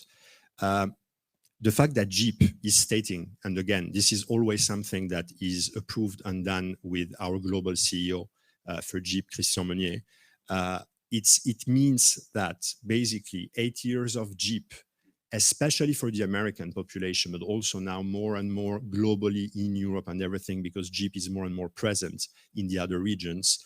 There is an history, there is a background. There are many things important that have been done with the Jeep brand during history. And it has, as I said at the very beginning, a huge community. And this community is moving with years. So what was something absolutely not possible to believe 80 years ago, 40 years ago, 20 years ago, maybe 10 years ago, that Jeep could be and go into the electric path is now our reality. And showing it there, it means, okay, 80 years, electrification.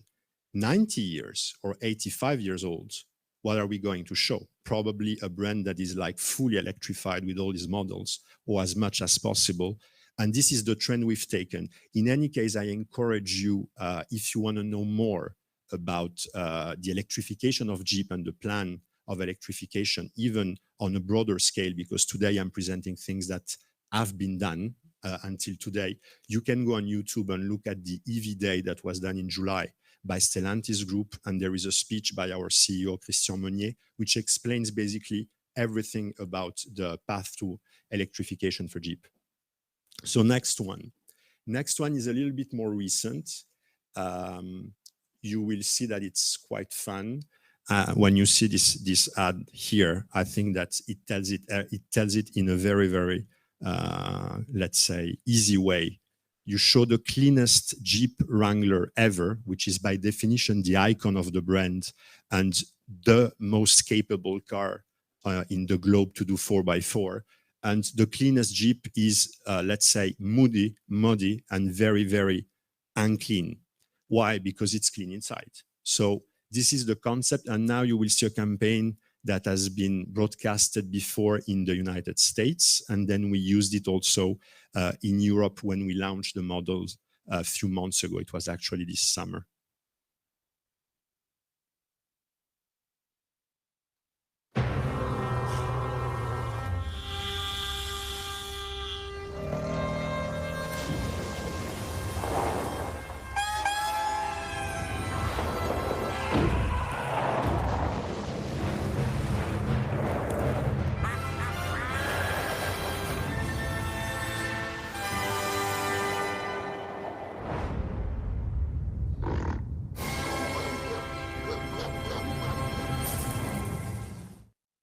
So of course, on this one, there is a cinematographic reference, which is something extremely strong for my generation. I don't know if you've seen the movie actually, but it's a fantastic movie that was done by a great director, and this is the music of the movie.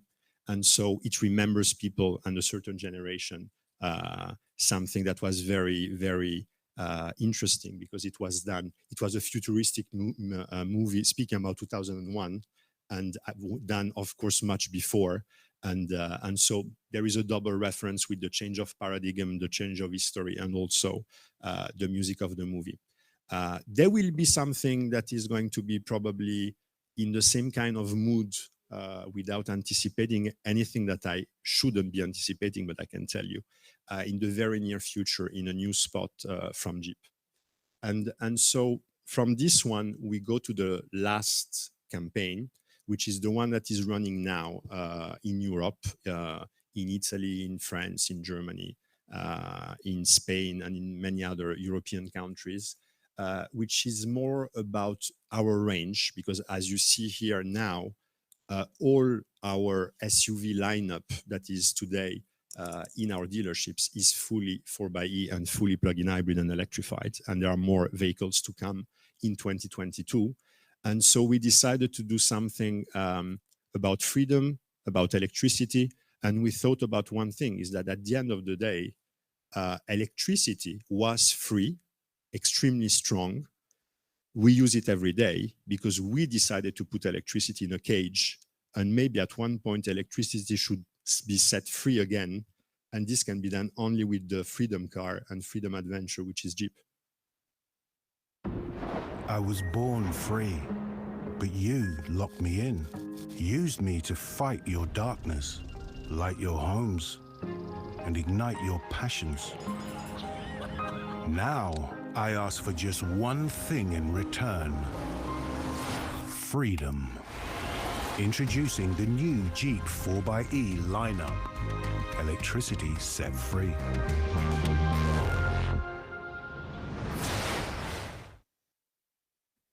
So again, when you see something like that, the idea is simple. When you do an advertising, when you do communication, if you do something in which at the end you can put the logo of another brand, you have done your work in a very poor way. So what we try to do, doesn't mean that we always achieve, but this is really our goal, is to do some advertising and some campaigns that are always stating something about Jeep that another brand couldn't say. And in this case, chasing freedom since 80 years, which is one of the most important points for Jeep, we believe that Jeep was the only brand that could give a sort of freedom to electricity that was trapped, just because you can go anywhere with a Jeep and do anything, as we said at the very, very beginning. So basically, though this slide, which is a little bit more with numbers, it's just to give you an idea of the evolution that you can have in terms of Google search. And if you see the numbers, for example, you can just have a look in Italy. This is linked to Jeep, so the search that are about hybrid, about PHEV, about plug-in hybrid pride. But the name 4xe is starting to stand out. And as you can see, there is like more than 200% increase in Italy. And we went from 120,000 to more than 300,000 in 2021. And of course, this is a year to date and it will move and move on. This was just to tell you that behind any kind of advertising, behind any kind of communication, there are always KPIs. Our goal is to promote the brand, is to make people understand what this brand can bring to them. And at the end, of course, is to sell the brand, but because we believe in the products and we want the people to know that those products are the best possible to do some of the things that you need to do. So we go back to something you've seen, and basically this is the idea today, is with the electrification of the brand. And again, I said that today we are at a step of this electrification with all our 4xe plug-in hybrids models, but you will see that in 2022, it will move again. There will be a new car, there will be new cars coming. And 2023, 4, 5, the line is like that. And again, the YouTube EV Day I was mentioning is speaking about that. So basically with the electrification, you will have more freedom, you will have more adventure, you will have more authenticity, and you will have more passion. Why? Because you can go even in the places that were not allowed to cars.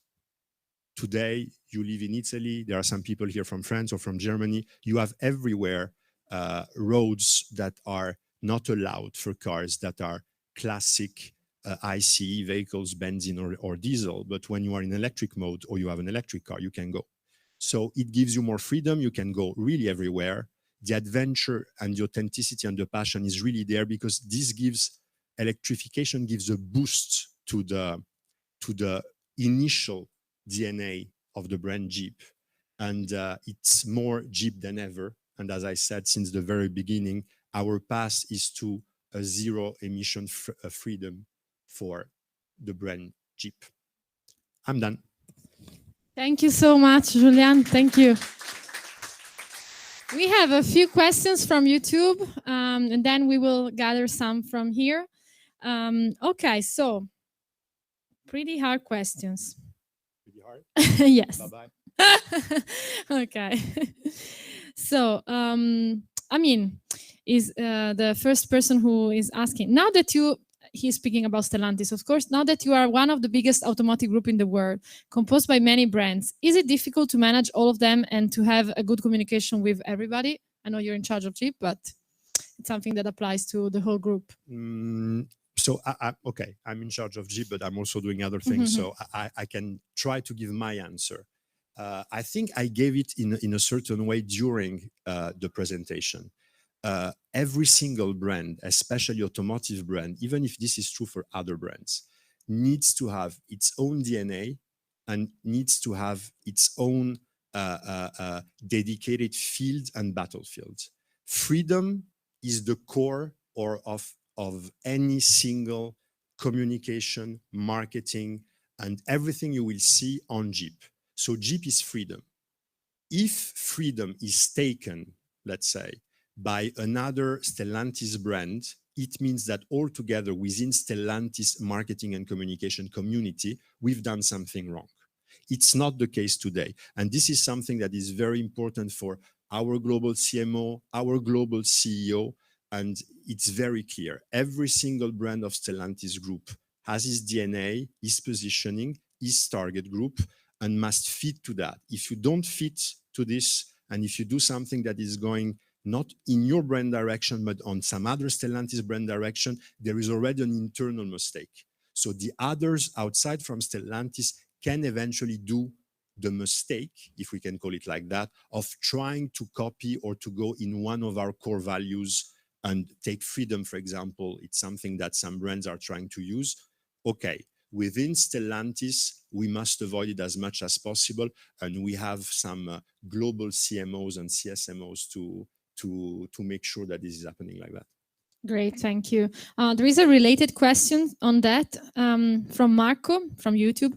How the communication has changed from a traditional combustion engine promotion to a fully electric vehicle promotion? What are the main values, selling proposition you emphasize in that case? So it's an interesting question and complicated.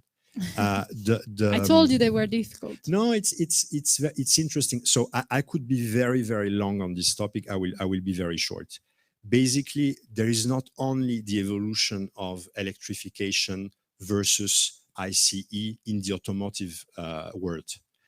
There is a change of paradigm inside all our lives. It's not only cars. So basically, we have to change, and you've seen many, many brands changing in a certain way their positioning, moving into something that is more sustainable, speaking about sustainability. Even some brands in which you're very, very surprised that they speak about sustainability, because it's kind of hard to believe in some cases. So in any case, this is something that needs to be done, because this is something in which the world globally, and in this case, we're on YouTube, but we're speaking more with the French, Italian, and German people.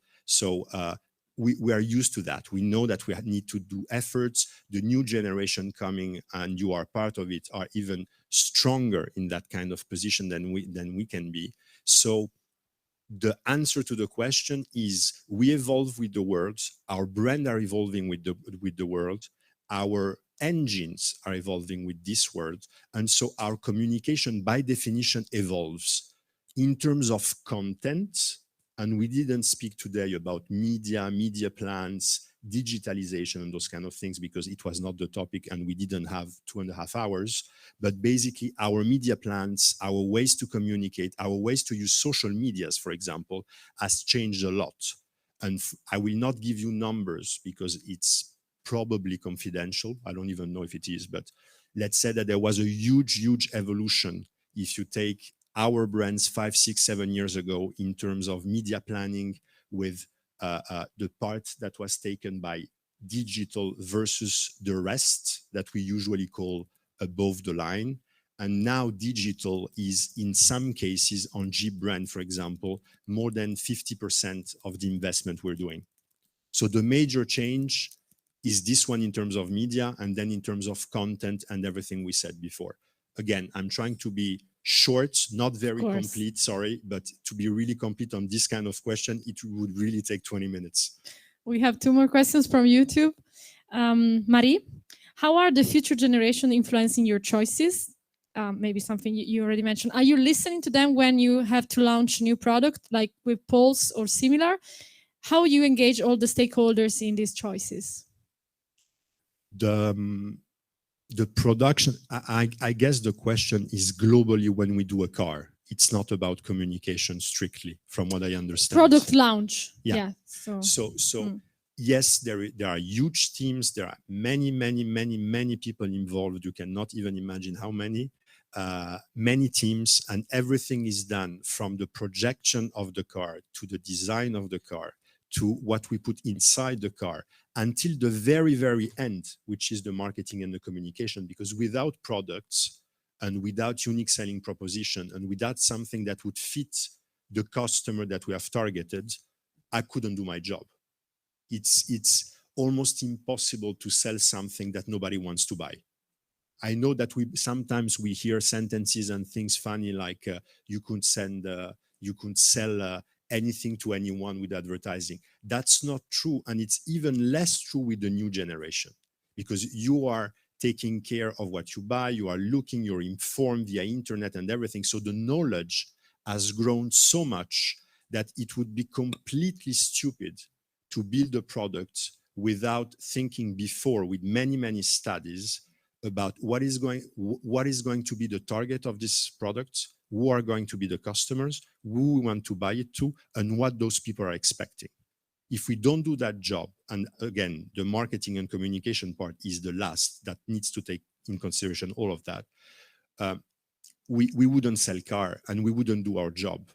And this is really for all brands within Stellantis, but for Jeep in particular, from the beginning to the very end.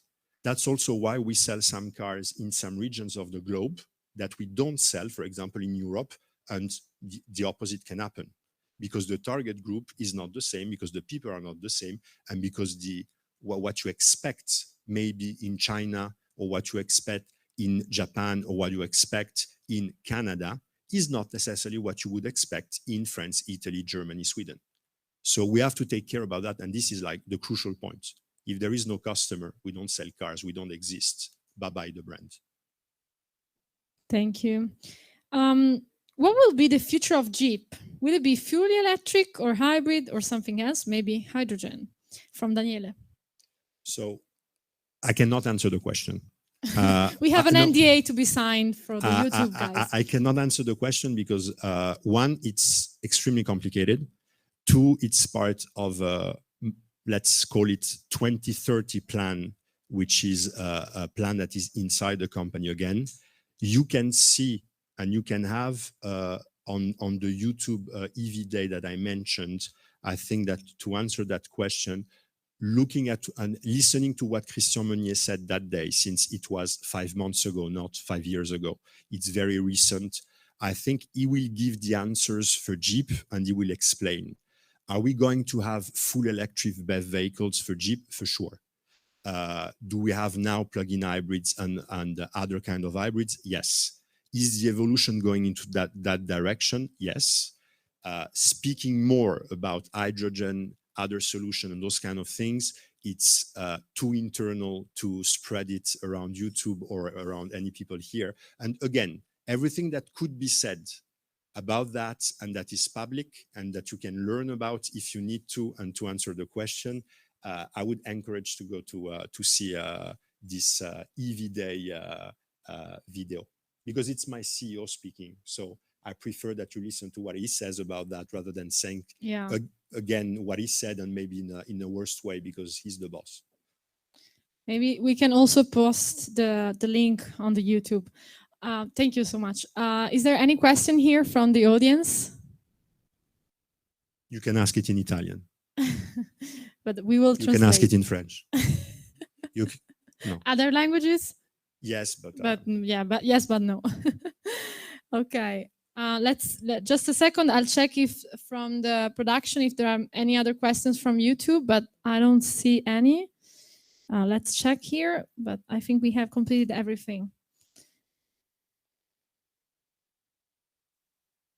Yes, I think we don't have any more questions. So thank you very much, Julian. It was great to have you here. Thank you very much. Thank you. All right. Okay, so now challenge explanation. We will have here our friends from PoliENERGY and from Stellantis. So please welcome here.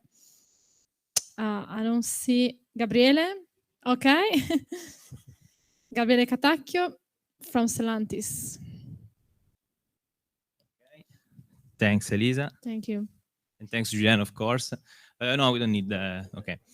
Perfect. So thanks to all people here and who joined the call, the webinar online. So we have finished the presentation part from Stellantis, Politecnico di Torino, and institution.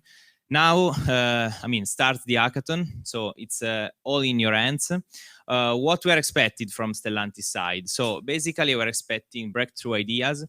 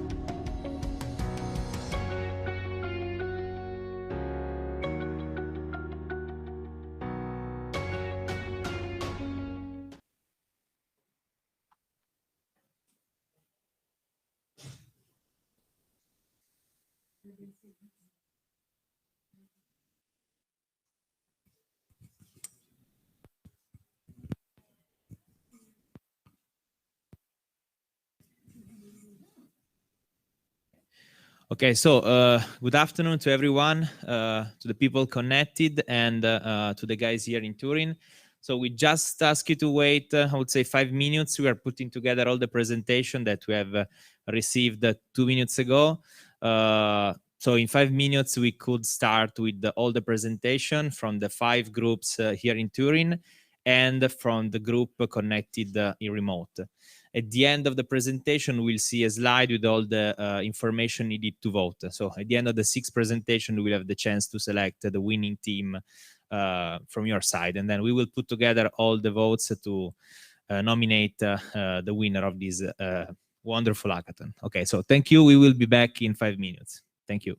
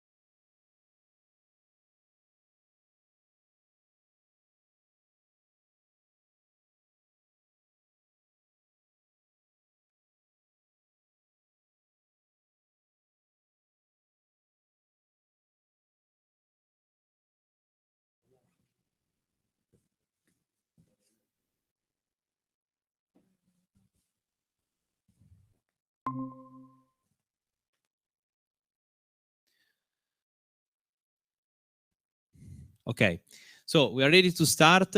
So I kindly ask the group number 1 to come here and start presenting their job. Okay, so we will give you the device to go on with the slides if you have it. Or if you want, you can just say, okay, we have it. Perfect. Okay. So you can keep one of the microphone and then, okay, I will give you this one. Thank you. Okay, so let's take number 1. Okay, and we can switch on the number 1.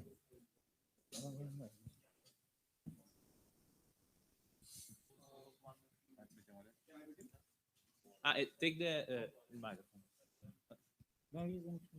One of these. Numero 3. Okay, try now. No, it's already. It's already on. Okay, try to speak. Okay. Oh, you're in mute. Speak here. Check. Okay. Yep.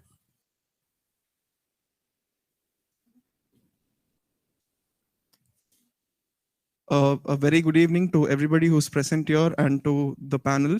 My name is Arvind and I will be presenting on behalf of Team 1. And as you can see, we have quite an inquisitive title here called Recharging During Discharging, which I will talk about a little later. So one of the primary aspects that we want to address today is the aspect of providing integrated charging solutions from the point of view of e-mobility in urban areas. So we would like to offer our ideas and we would like to make sure that we also pitch the implementation of the V2G technology more extensively, which we believe, as we've heard today during the speakers' presentations, will be a very important aspect when it comes to increasing e-mobility solutions. So moving on to the presentation as such.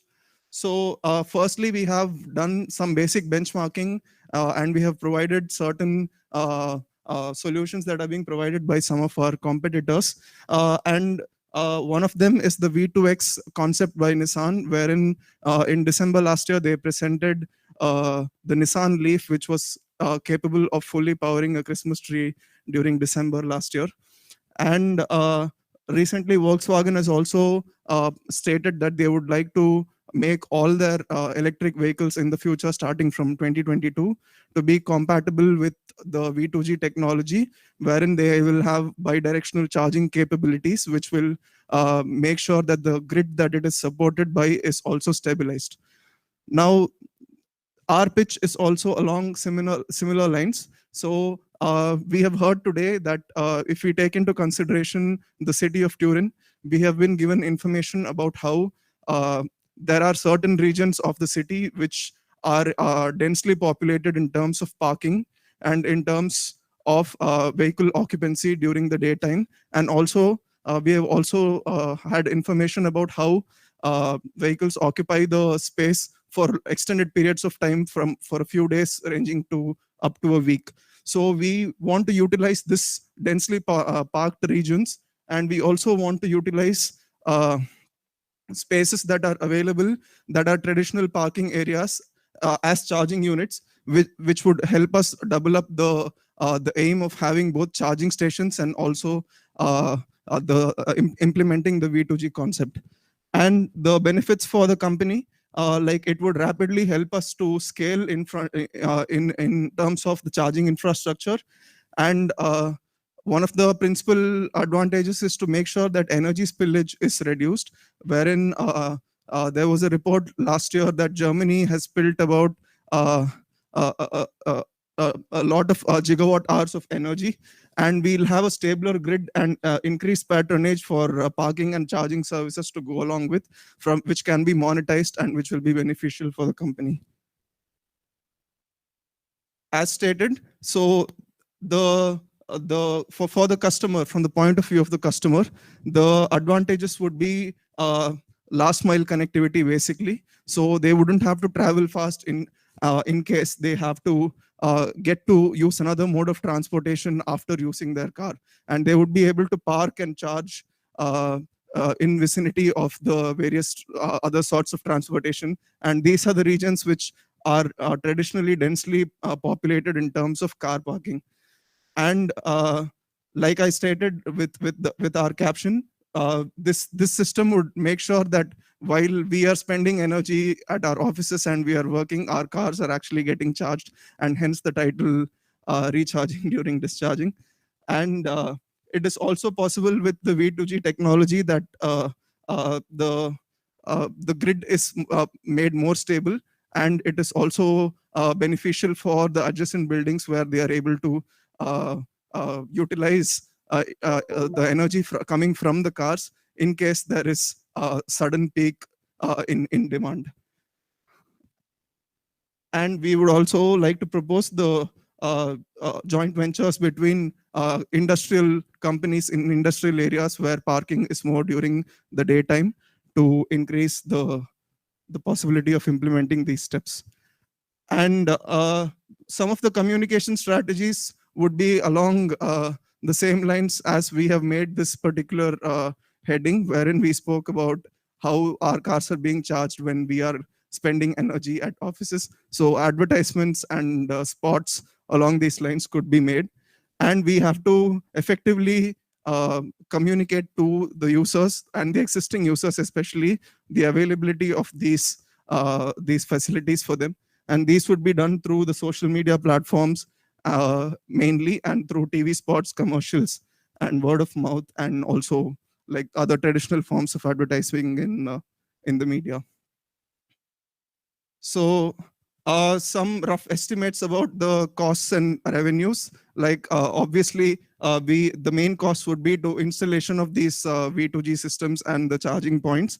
And from what we have gathered from the internet, the costs are here, and then the revenue would be basically from the savings of energy with the implementation of V2G, and also from the generation of revenue from the charging points and from the parking regions. And yeah, I think that's about it with our presentation.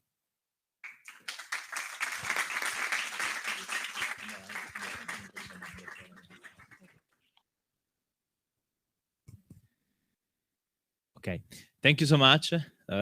Very good presentation. So I don't know if there are some questions from the people here or from the people connected on YouTube. So let's start from here, and then I will ask to the PoliENERGY team to gather some potential question from YouTube, or Annelise, I see Annelise and Nicolas. If you have questions from France, or of course you're welcome.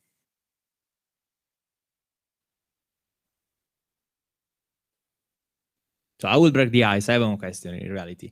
So in your, I saw in the business model at the very last slides. So just to clarify, so in your mind, who is going to pay for the installation of the charging station, and who is going to take the revenues from the service? The car maker only, or also the landlord who are managing the parking spaces? Okay, so am I audible? Yeah, okay. So if the installation expenditure is going to be borne by the company, then the revenue also should naturally flow to the company.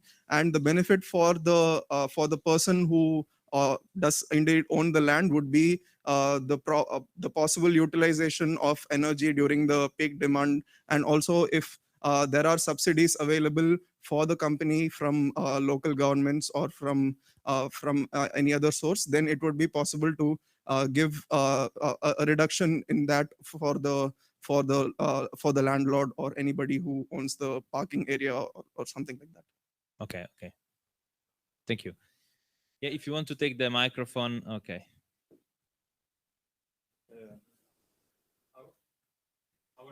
Our idea.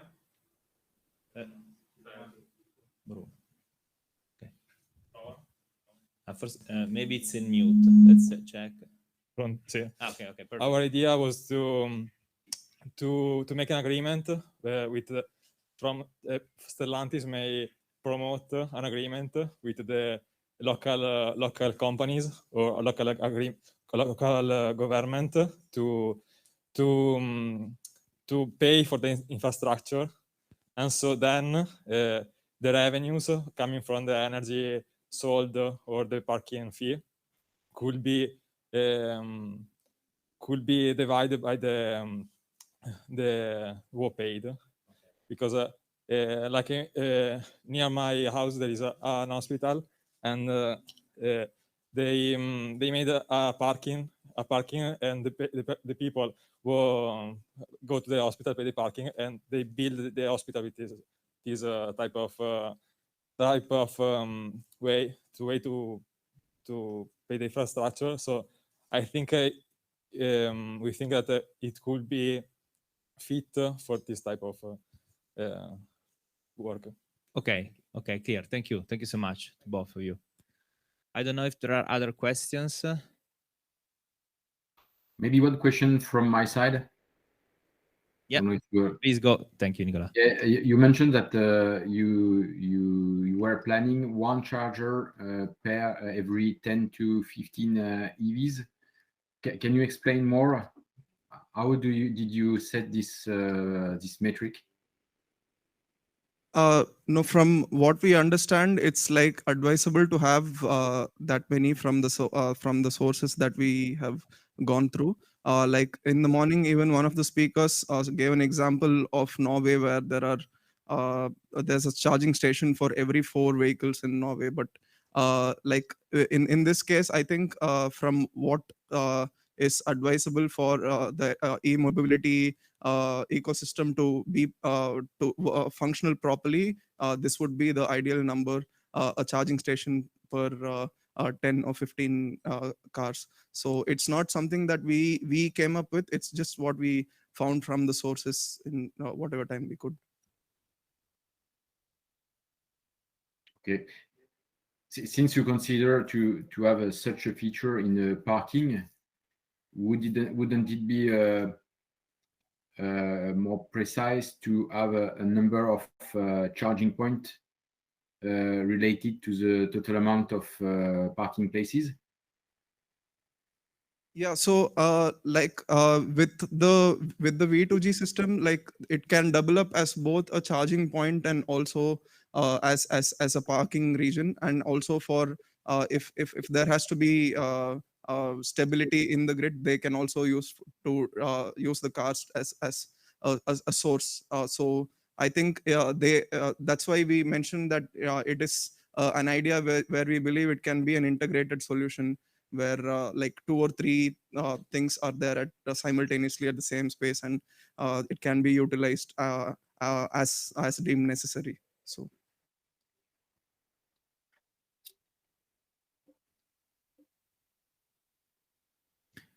Okay, so thank you. I think that we can move to the next group. Meanwhile, we sanitize the microphone. I just want to remind you that you will have the chance to see in the very last slide at the end of all the presentation the way to vote. There will be a QR code and the link to be used to select your winning team. And also, please keep in mind also the quality of the presentation. The group 1 was very good in staying in the 10 minutes assigned. So please evaluate also how the content will be presented by the groups. I think that, guys, you can use the number 4 that is clean. So you can take this one, and also maybe we can. Yeah. Okay.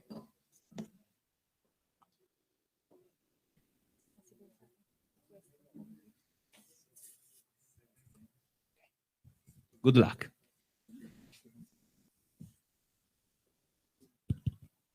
Good evening, everybody.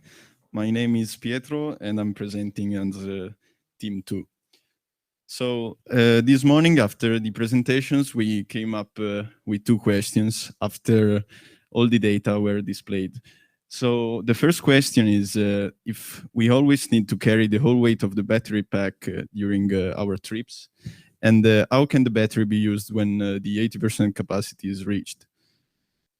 So considering a battery pack with a range of 257 kilometers and a weight of 300 kilos, we thought about, like, why don't we divide the battery pack in 2?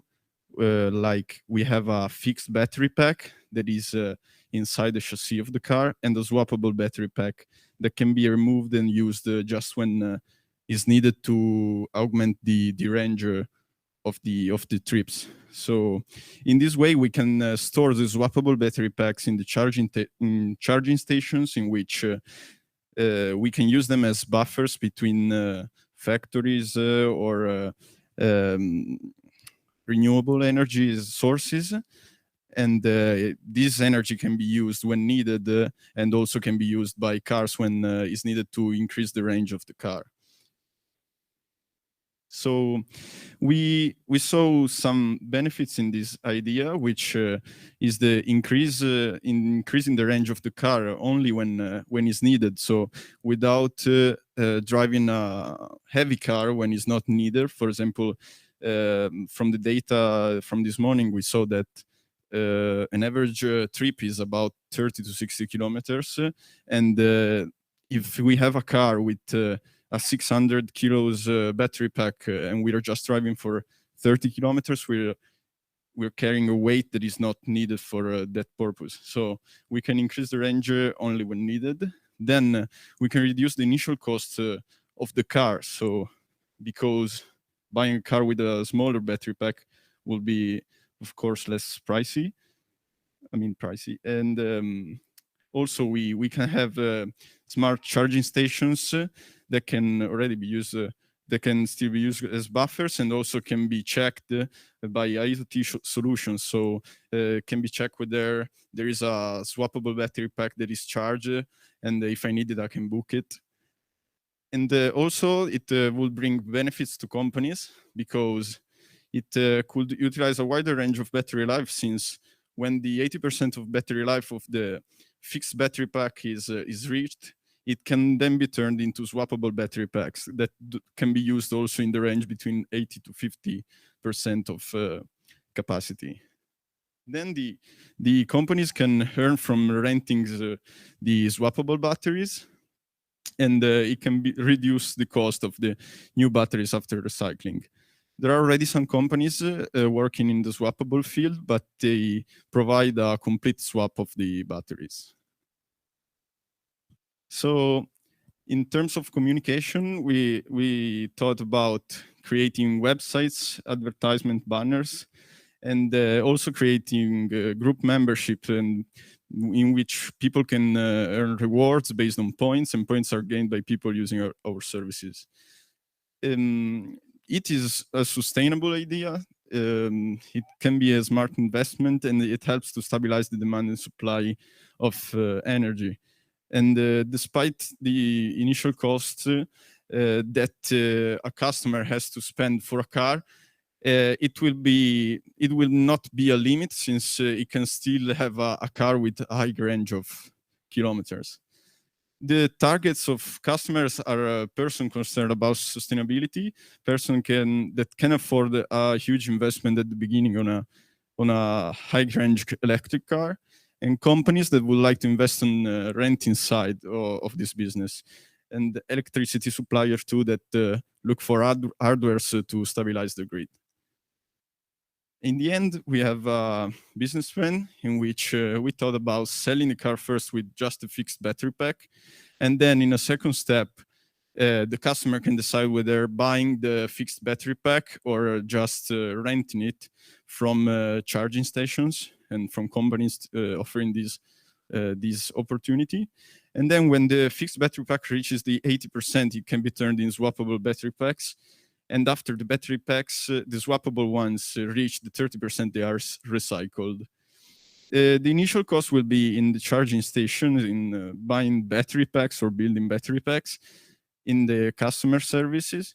And the revenues will be about selling the cars, renting the battery packs, and selling the swappable battery packs.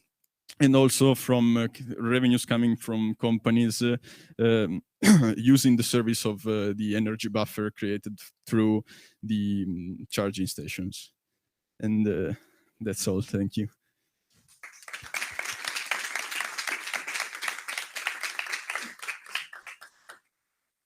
So thank you so much also to group number 2. Are there some questions from here online? Don't be Did you shy. have in guys. mind, yes, so sorry, I have a question again, really. Yeah. For the customer, what did you have in mind? A monthly subscription, something he rents with a number per month, because you were talking about NEO, or is it a one shot? Because then how do you make assumptions on when customers would need it or not? Yeah, yeah, we were actually thinking about monthly subscriptions in which a person can subscribe and decide the plan, like for how many times he wants to rent for example, for a person who works in the city from Monday to Friday, he can just use the fixed battery pack built within the car, since the range that he has to do is limited. And maybe in the weekend he wants to go having like a holiday far away, and he can rent that time the swappable one and increasing the range of the car. And the swap stations, did you already have a bit in mind where you would see them located? Is it more also in the city or more close to highways? It will be more in the cities, since the idea of having a fixed battery pack of 100 kilometers is more for a city use, since a person living in a city will likely be driving for that range of 30 to 60 kilometers a day. Okay, thank you. Thank you. Other questions? Yes, in your model, who is supposed to invest into the swappable batteries and the swapping stations and the related real estate? So the idea was to create the swappable battery pack in the same way as the fixed one, just with a system that allows to do the swap mechanism. But who is, sorry, maybe my question was not so clear. Who is the owner of the battery? So who invests in the swappable battery, and who invests into the swapping station and the real estate for installing these stations? I will answer for the question, and my name is Nikita. I think that the investment to the swappable batteries is a good investment for the companies to complete the cycle of using the battery and to complete the cycle and recycle them, and to reduce the costs for new batteries, so the company can also become more independent from the suppliers of batteries. And I think that's the main thing, that the company is the owner of the battery. Yeah, owner of the batteries. Yeah. So the company to be understood as Stellantis? The OEM, your meaning? Huh? The automaker. Yeah, So yeah, when you say the automaker, company, yeah, the yeah, automaker is yeah. Stellantis. Okay. Yeah, Stellantis. Yeah. Okay, thanks. Okay, good. If there are not other questions, we can move to group number 3. Okay, thank you so much. Thank you.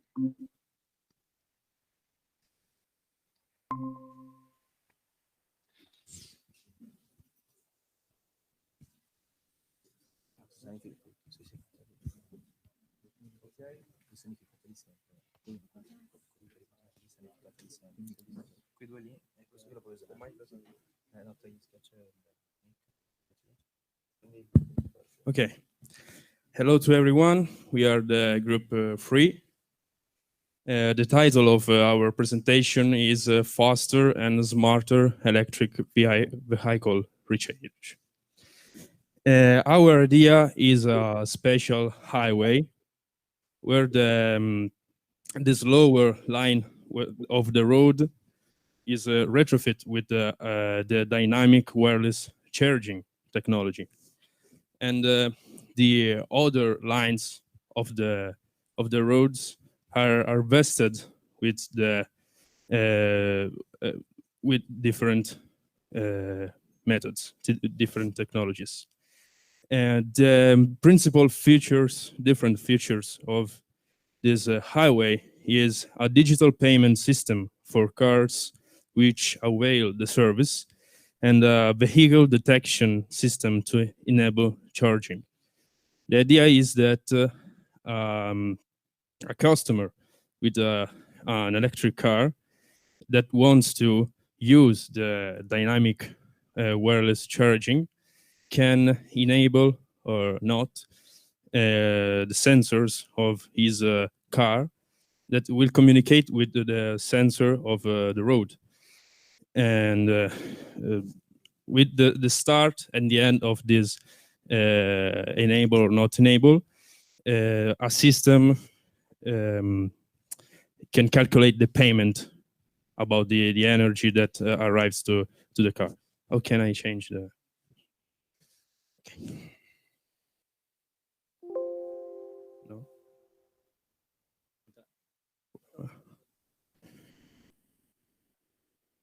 Okay. Okay. As you can see, during the years, the request of electric cars is becoming higher, and our benchmark is minimizing individual average charging costs. How much electricity generated is from renewable resources, and the time saved in average compared to the current methods. Okay. About the benefit for customer, benefit for company, is evident that for the customer, charging his battery will become quicker, and moreover, long distance travel will be enabled. Also, small batteries, the customer will have smaller batteries into the car, because every time he passes, he cross an electric car cross a highway, the battery is charged. So the batteries are in every moment, the batteries are charged, and always available with respect to charging station for the same because the batteries are always charged. The benefit about company, an incentive for convincing people to approach the world of electric cars, income from the management of the service. It can be different from companies to companies. For example, Stellantis can afford a service, and meanwhile another vehicle company can afford another service. So it will be maybe a competition from the companies, where it is the smarter the smarter service. And the excess energy can be reused.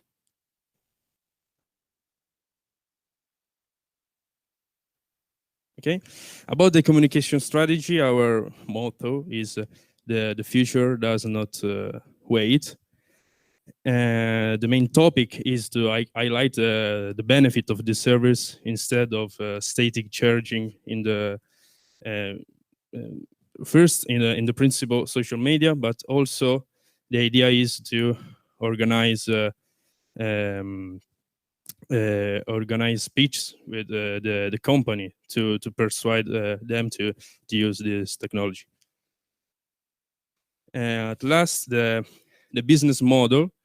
The companies has to pay each plate, the road sensors, the protection of the black box in every electric car, and storage of the excess energy produced by the place. And it can happen that the energy it can be more than that the cars need.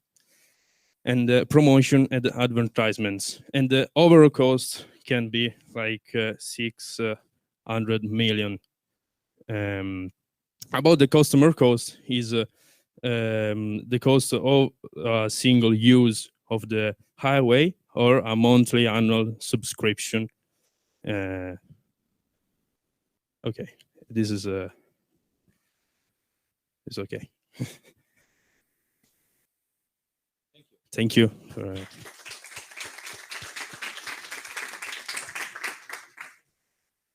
So thanks also to group number 3. So general question from me, then I will check if there are in the room. So you're thinking about something similar to the telepass, let's say? Yes. It would be used to pay both the highway and the energy to charge the car, correct? Yes, some way, yes. Okay. And it would be managed by the company who is owning and, let's say, managing again the highways, not from the automaker. I mean, the revenues are going to the highway company. Yes, also yes. Okay. Is a service that is between the who build the infrastructures and the vehicle companies. Okay, so the roles will be as, I mean, the automaker Stellantis to equip its vehicle with, the charging equipment, the receiver, wireless receiver, and the company managing the highways to build the infrastructure in order to pass this energy to the cars, Yes, correct? yes. Okay. Clear. Thanks. Are there questions from someone? Yes, maybe here? one Or from my Nicola? side. Yeah. Yes, something I didn't catch. You were talking about storage of the excess energy produced by the plates. I don't understand what are these plates and in what way you are dealing with an excess of energy. Actually, the idea was the one side of the road, the slowest lane, will be retrofitted with the dynamic charging equipment, and the other part of the road, different parts of the road, will be harvested for electricity as the load on the grid for dynamic charging is very high on the grid. So we proposed a way to harvest electricity with different methods, with different techniques on the other side of the roads. So that's how we can use that electricity to reduce the peak, use it in the peak load or when the demand is high. Sorry, so I rephrase it. You mean your intention on one of the lane is to harvest energy, but what kind? Yes. Mechanical energy, thermal energy. So we know one of the issues with the dynamic charging or the dynamic charging is the impact of it on the grid, because the length of the coils is very much higher. It can be up to 4 or 5 kilometers, so we were proposing that the other side of the road or the other part of the road can be used to harvest electricity, and this electricity can be used to reduce used when the demand is high, or to compensate when compensate during the peak hours. But what kind of harvesting? Photovoltaic panels or something like that? I'm sorry, I didn't get you. What kind of energy harvesting? So it Photovoltaic can be, panel or things like that? yeah, we can use the Seebeck effect, different techniques. Seebeck? Yes. Okay, so using it. It can be anything. We are thinking of providing renewable sources, generating electricity through renewable sources, which would compensate in a way. That's all. Okay. Yeah. Let's have in mind the order of magnitude for the physical phenomenon. Yeah. We are talking about kilowatt, not milliwatt. Yes. Not the Seebeck, but different, in whatever way you can. Okay. Okay, thank you. Thank you. Other question? Okay, I see Fabiana. From YouTube, yeah, okay. We give you a microphone to Fabiana. Thank you.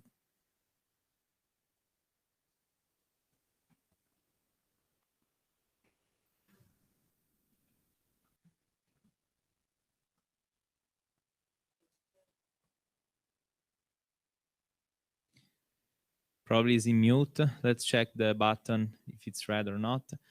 Sorry, guys, this is the beauty of the live event. Okay. Okay. So the first question is, are plates for wireless recharge supplied by solar energy? No, not the plates, not the coil. No. Okay. It's through the grid. Okay. The second one is, and if that's the case, so okay, now, how to manage the intermittence of that source? But you said that it's from grid, okay, right? Okay, I skip. So the question was if the energy is coming from Solar solar No, it's sources not from Okay, solar. so from the grid. Okay. It from won't be the enough. grid. Okay. And last is also backup should be considered, but how would to supply energy to the plates when solar energy is not available? But it's not about the it's about the coils, and we provide the energy through the grid. It's from the source. Okay. So there's no use of solar. Okay, so no more question about. Thank you. Okay. Thanks to group number 3. Also good. I mean, all of you is, I mean, stay in time. So very good. Now, group number 4.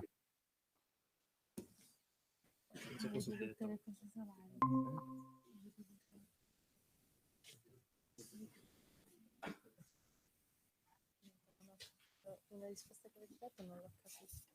Vabbè, comunque adesso. Rilassate adesso. Cosa mi dica?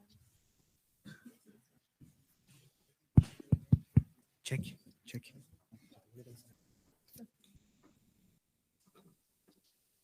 Okay. Okay.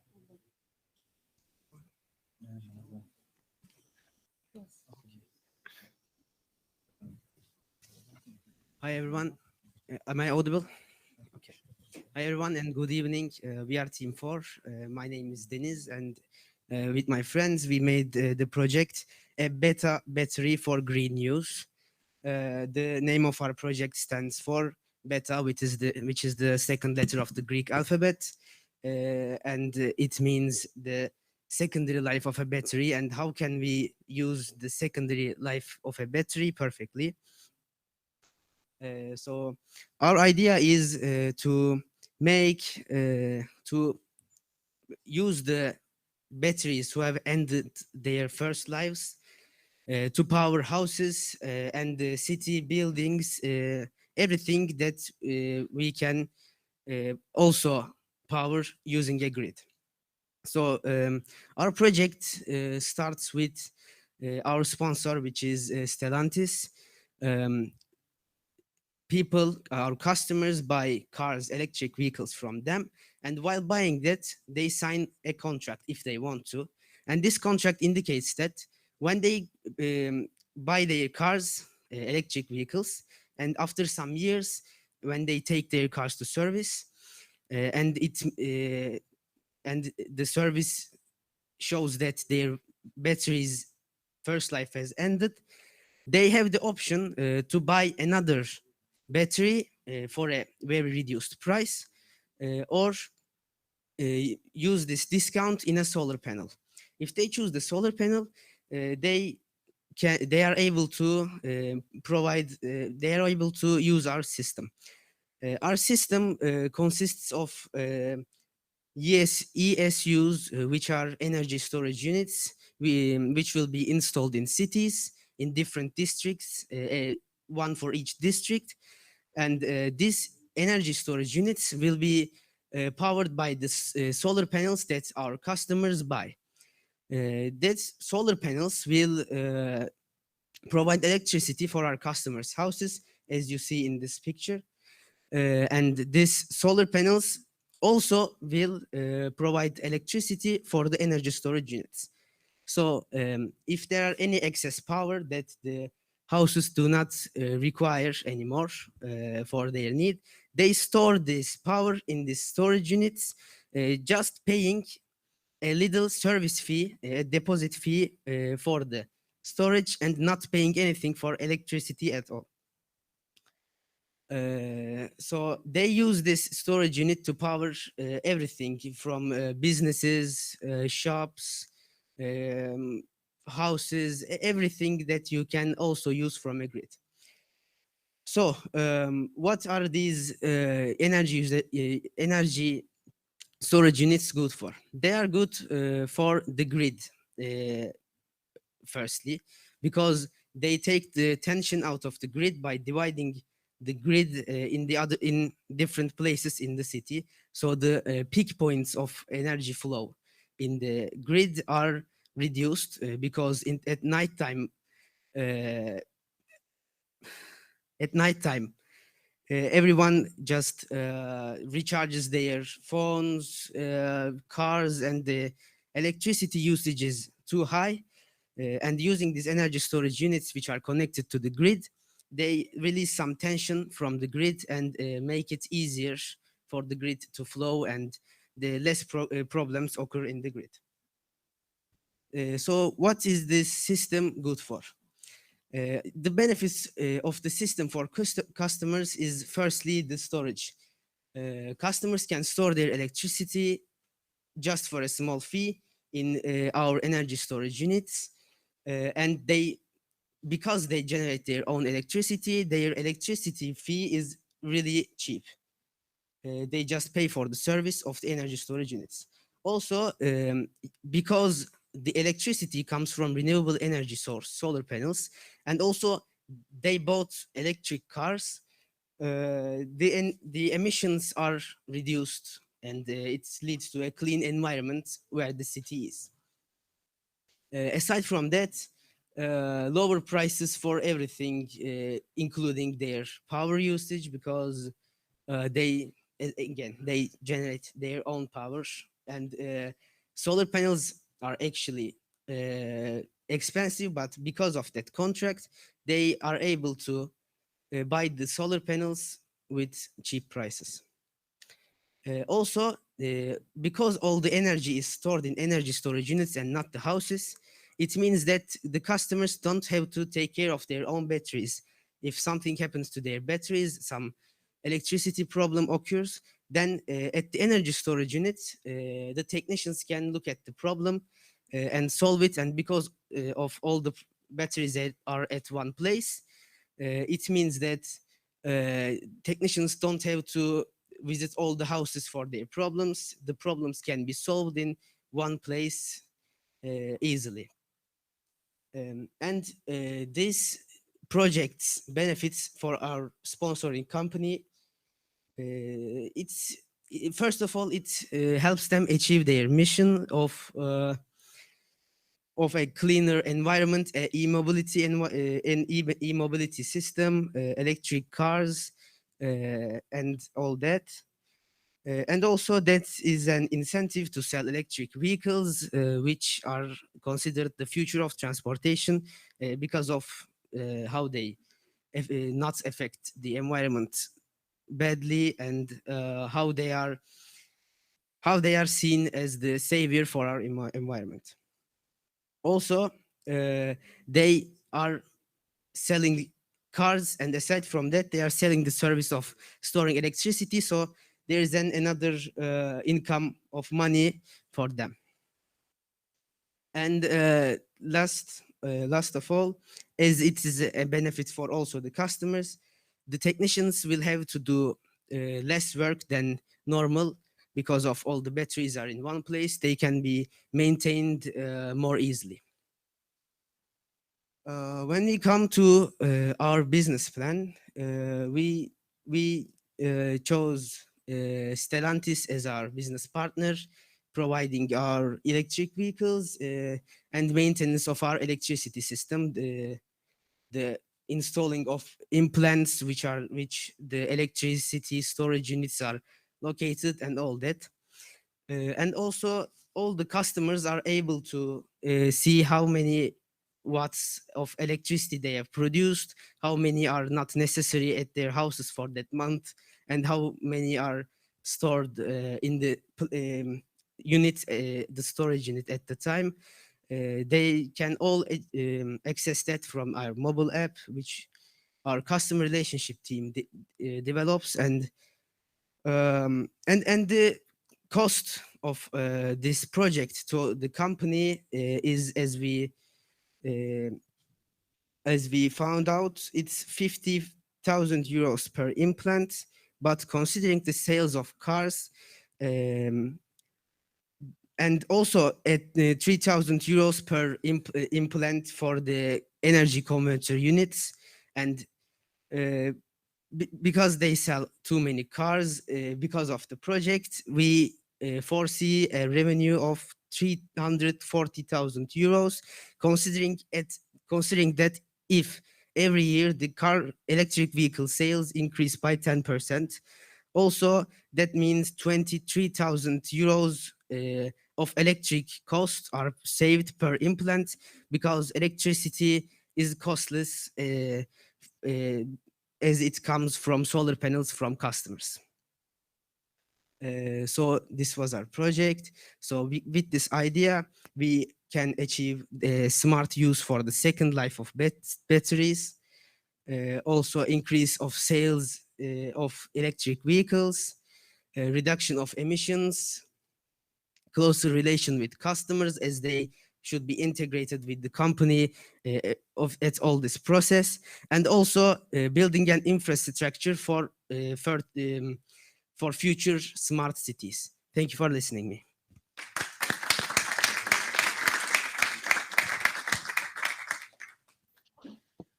So thanks also to group number 4. I have a question. If you can just clarify, how did you compute the cost and the revenues that you show in the very last slide? Actually, just a quick highlight, yeah, but just to better understand where they come from. This number, mic number, number 4. No? Okay, now yes. Can you hear me? Okay, yeah, Yes? if you want to Okay. come here so Yes, that for everyone can see you from the live streaming. Yes, as we find out, the main cost is made by the construction of this implant, in which we will accumulate our second life batteries to use them as storage for energy. So, and then we have just to buy an inverter, a photovoltaic inverter, to accumulate this energy. And the revenue is given by the fact that you will sell more cars, because the buyer is motivated to find a car, to buy a car, electric car, and also you will save money, or because you will use second life batteries to accumulate this energy. This is the point. These are key. Okay, no, this is clear now, but where the number are coming from? We find on internet and from Stellantis portal. Yes, and for implant, we do research on literature to find how much does it cost to build an implant for storage energy. Okay, so you have supposed, let's say, a 10% increase in electric vehicle sales. Yes, it was made by a little analysis of a market on internet. Yes. Okay. If you usually try to incentivize a buyer to buy a car with giving money or a discount, you can achieve an increment of this after 2 or 3 years. Clear. And regarding the number of implant, you're thinking about the number of how many? implant, yes, we were thinking about 1 implant for district of a city, so it depends on the city. This is why we found out on internet that 1 implant can give energy enough to, for example, 10 or 20 buildings, for something like this. Okay, so depending on the size of the battery stored in the implant, you will define yes, the number yes, of yes. implant per series. Yes. Okay, clear. Thank you. You're welcome. Other questions? Okay, yes, Yes. Fabiana. Oh, no, Alice, sorry. No, Fabiana, please. Okay, so let's start with Fabiana.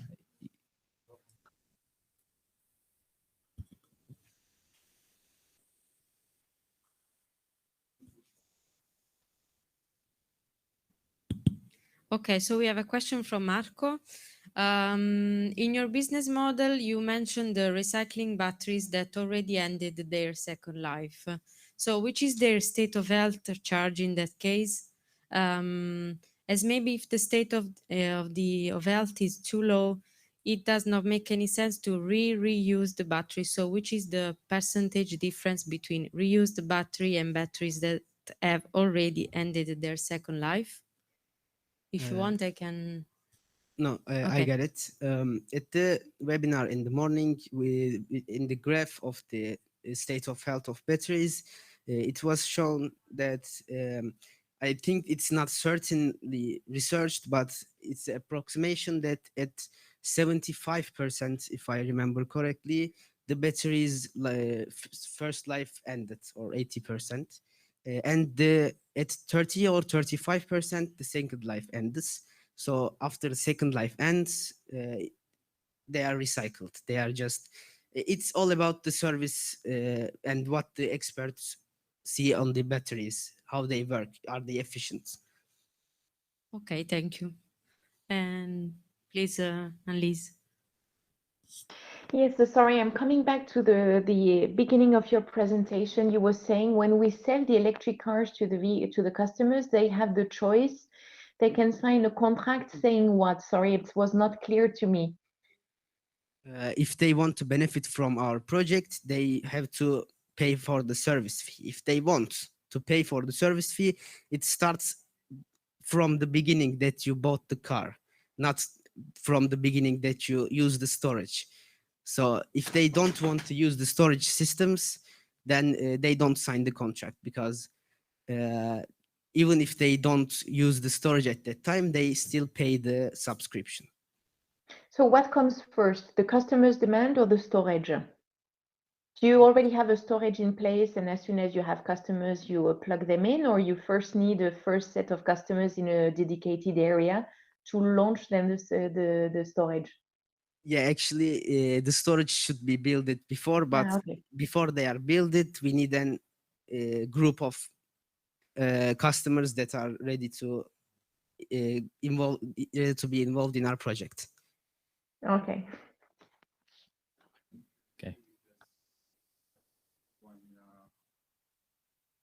Yes, I just want to add that when you sign this contract, you in fact agreed to give your second life battery to make a storage. There are already other implant and other storage, but you contribute to them. This is the point. When you sign this contract, when you accept our service, you will contribute to it. Yeah, initially I thought you were waiting to have enough batteries, second life batteries, to build your first storage, but then I was thinking it can take a lot of time. So what you say is no, the storage exists first, and then you sign a contract saying you give over your battery as long as it's finished its first life to go in a storage anywhere it's needed, right? Yes, right. Okay. Thank you. You're welcome. Other questions? No from YouTube, no from here. Okay, so thank you, group number 4. Thank And you very let's much. move to group number 5.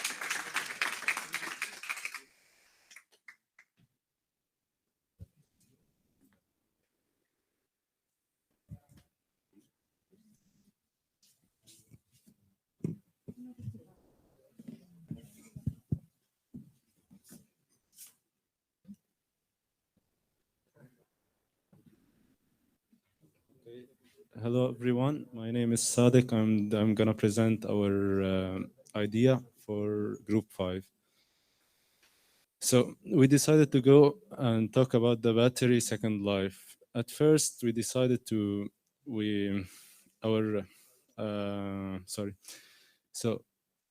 since the battery is made up of a set of modules, we said, okay, instead of changing the whole battery, we change a module in which the battery is consumed the most.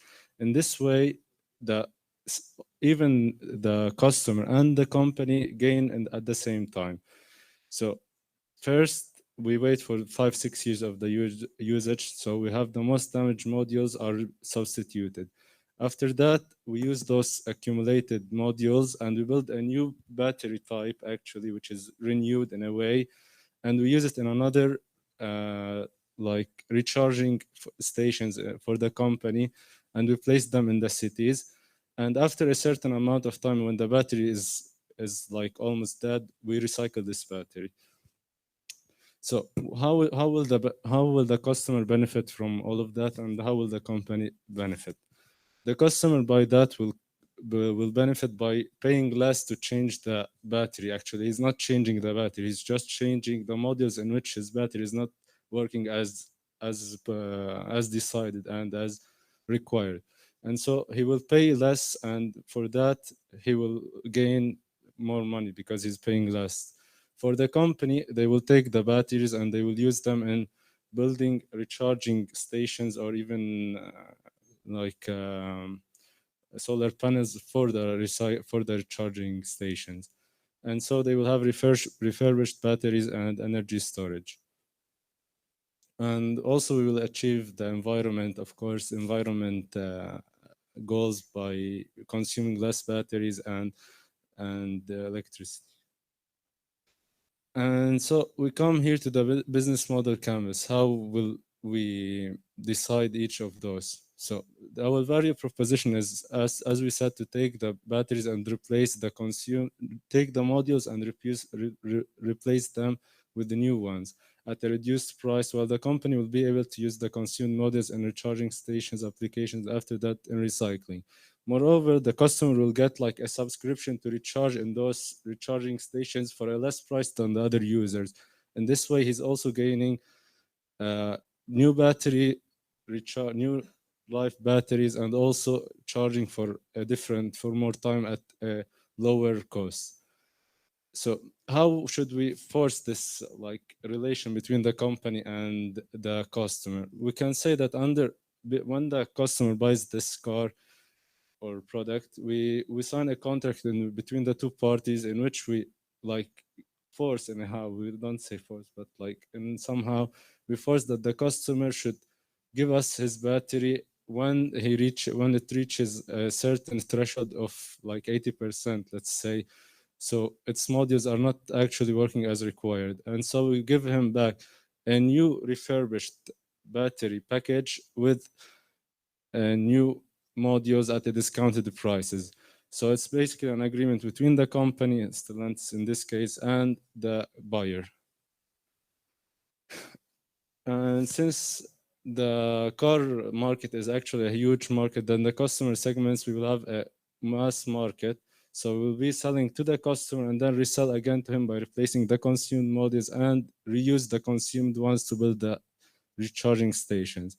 What are the revenues actually? The revenues, the customer then get a new battery, a subscription for the recharging stations, and basically a new like more range at a lower price than buying an actually new battery. While the company will then be able to power its charging stations and then at a certain point recycle those batteries and get like pay less to get new batteries. What are the cost structure? For the company, the main cost lies behind battery diagnosis and detecting, as Mr. Ulrich in Germany said, because we will be using sensors and the new technologies to detect which modules are actually not working well as decided, and so will be needed to be replaced. While for the customer, the main cost is behind replacing the modules and by paying the difference between the modules that are not working and the new modules in order to get a new refurbished battery. The key resources, what are the key resources to get this relation working? For the battery, you need the battery itself and its composition, so the lithium and cobalt and everything, because we don't need to recycle them and everything. But for the customer, it's also a financial resource because he will be paying for replacing them, and also for the company in order to build those new stations. Okay. How will we communicate this between the company and the customers? We went with this logo, or batteries aren't dead when they come to the end of their useful first life, because even after the end of their first life, we're using them in a second life and even a third life, because we're giving it back to the customer. Instead of replacing a new battery, we're actually refurbishing the new battery. And then the second cycle, we are building new recharging stations, and then at the end of its cycle, we recycle it. And at the same time, we are able to achieve the goals of sustainability 12 and 7 that are required by the European system from now until 2030. And thanks for your attention, and that's all.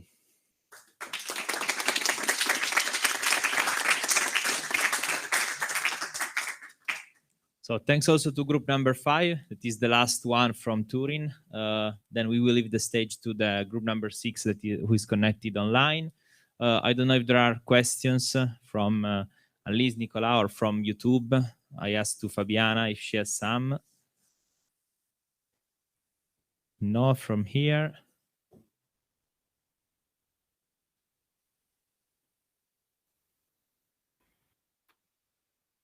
Maybe, I don't know, Nicola. And, no questions. Okay. Okay. No, it's clear. Okay.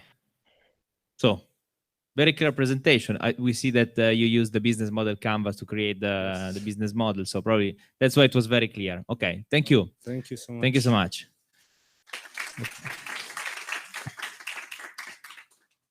Okay, so now let's try the, okay. I see Mattia. Ciao. Okay, can you hear us? We cannot hear you. You're in mute. Okay, yeah, hi. Okay. Good evening. Perfect. Okay, so we see your presentation. You can start. Perfect. Okay, we've entitled our idea Stellantis, Wellness, and E-Mobility. That's why we've thought about a project that would join actually wellness with e-mobility. What do we mean by that? We have thought about an area where we could that would allow the customers to train, and by training recharge their vehicles, ensuring in this way ensuring them to have to have some fun to have fun and participate in leisure activities, and that could actually also improve their personal growth. Why have we thought about that? We've thought about this project because we felt that one of the main disadvantages about e-mobility is that they require a lot of time to charge. So we wanted to give the customers something to do meanwhile, something that could actually help them also physically and mentally. So we have found that this project has some advantages and disadvantages. An advantage is that there aren't any previous existing collaborations between wellness and e-mobility, so it would be an innovative project. But on the other end, seeing as it hasn't been tried yet, the market would be unpredictable because we wouldn't know. We don't know whether the people would actually appreciate that or not. But this idea could be improved listening to their ideas and to their opinions. So we have also found some benefits for the customers. For example, it will actually we've thought about giving the customers some give them a subscription included in the price of a Stellantis e-vehicle. In this way, they would actually be able to join these structures we have thought about for free, we could say, by buying a car. Moreover, as we said, we would join the charging time with the charging time with activity. So the people could actually train, so use that time they wouldn't maybe know how to use to do something useful actually. In addition, we thought about fidelity points. What are those? So customers could obtain them by driving e-cars and by producing energy with their movements. And with these fidelity points, they could get access to a personalized merchandising that could, for example, include water bottles or t-shirts or collaborations with other brands or startups. What else? Another advantage is that they would produce clean energy. So they would recharge cars' columns with clean energy, feeling as part of a solution to the climate, to the to the pollution, and reduce their ecological footprint.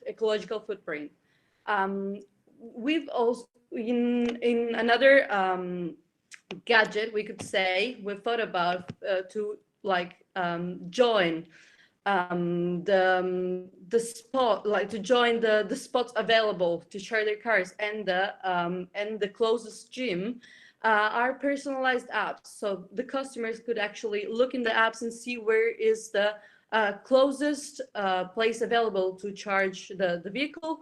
Meanwhile, that is also closer to the, like we can say, the least crowded gym, for example, least crowded environment. Well, there are also benefits for the companies. They would gain visibility and fidelity with, and create some fidelity with different brands. Moreover, they would contribute to reach the zero emission target by 2050, and adding an innovation in the sector of wellness. So for all these reasons, we believe that people would be more likely to purchase a Stellantis electrical vehicle, because actually they would feel like they're doing something good both for themselves and for the planet. So what is our communication strategy? We would start by advertising our idea in gym brands. For example, we thought about creating some partnerships with different gyms as Virgin or McFit. Moreover, after that, we would also post them on social media, trying to find influencers in both sectors, so both in the fitness area and in the automotive world.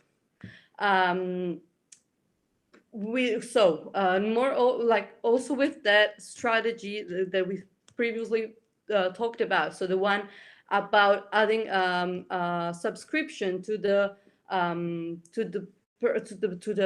purchase of a car, of a e-vehicle, we thought about starting it previously so that we could actually be sponsors of our project.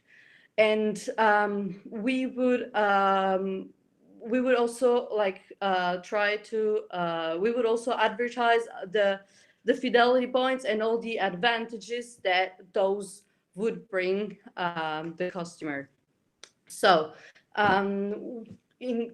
to conclude, so what have we found? We found that what would the revenues be? The car reshuttling would include a gym basic subscription that could be implemented with like more complex ones. So maybe they could use more equipments if they'd like to. In addition, customers will get important advantages as collaborations and obtain them by fidelity points, which, as we said, are they would get by doing some eco-friendly activities. It would also it would have some costs, but the main cost would be equipment and for the equipment and for the facility and for the app development. But they would be the only ones. So we think, to conclude, that the union between wellness and e-mobility is the future. we see the customer in the center, not as a passive customer, but as an active participant in the process of change. Thank you.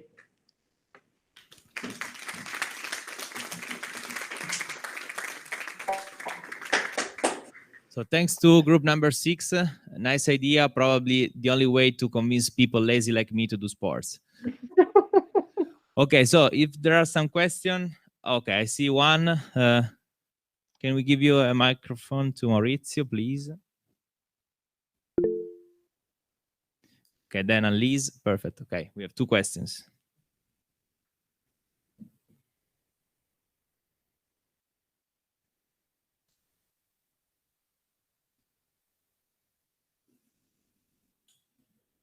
Okay.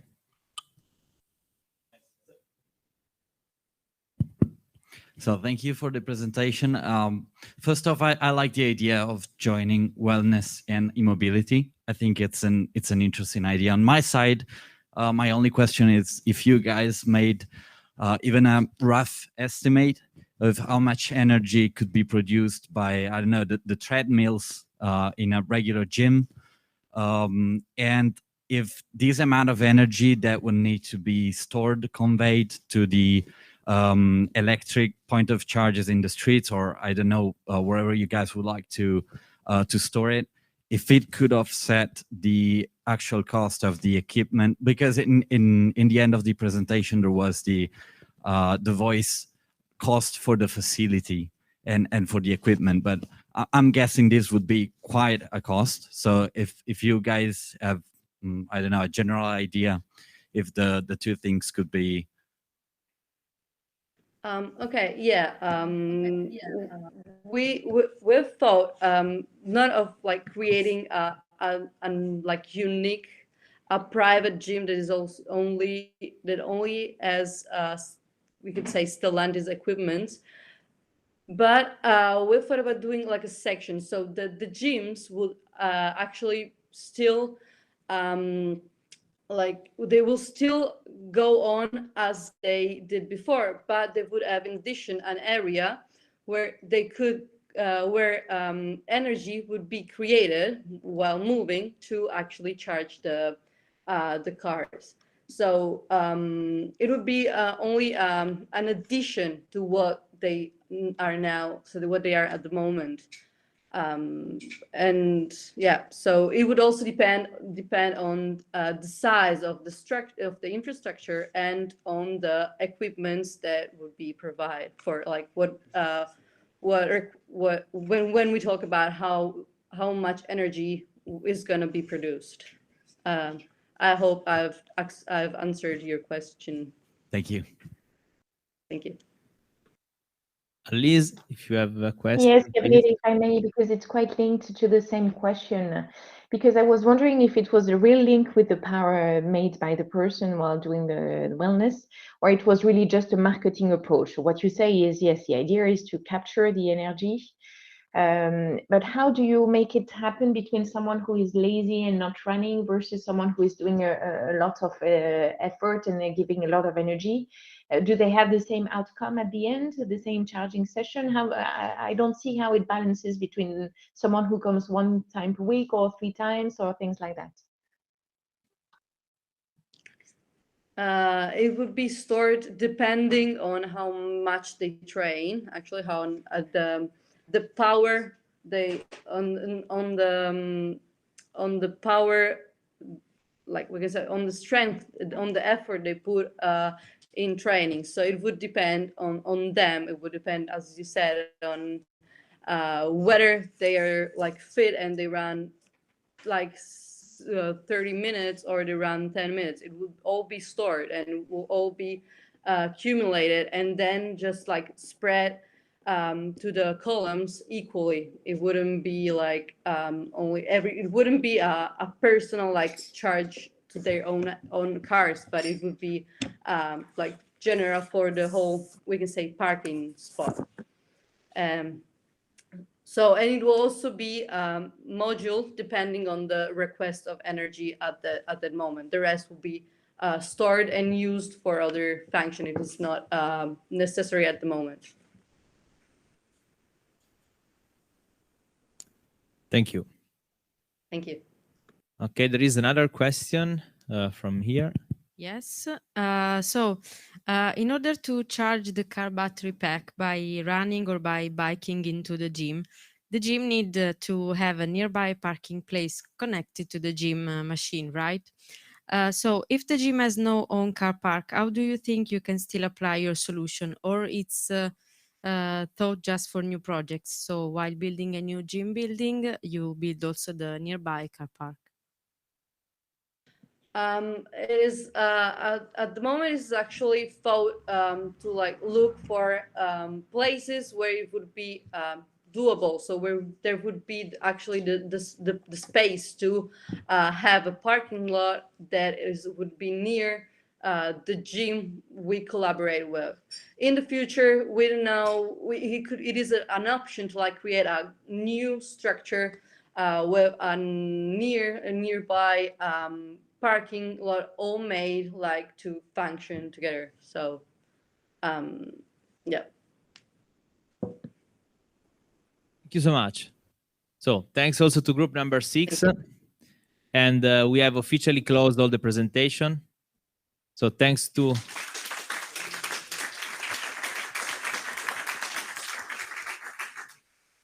the all groups. Very good job. So now let's go to the final stage of this a wonderful day that we have spent together. So now we are going to show you a slide in which you will see the two methods to vote. There will be a link, and so you can use the link. Okay, you see on the left part of the slide, putting the code 43538628 that you see here in the upper box of the page. Or simpler, you can focus your camera on the QR code, and then you just have to vote the winning team. You will have here all the teams, the list of the team with the main title of their presentation. So I'll leave you the time to vote. I would say in 5 minutes, also less, we can go back with the nomination of the winning team. Thank you.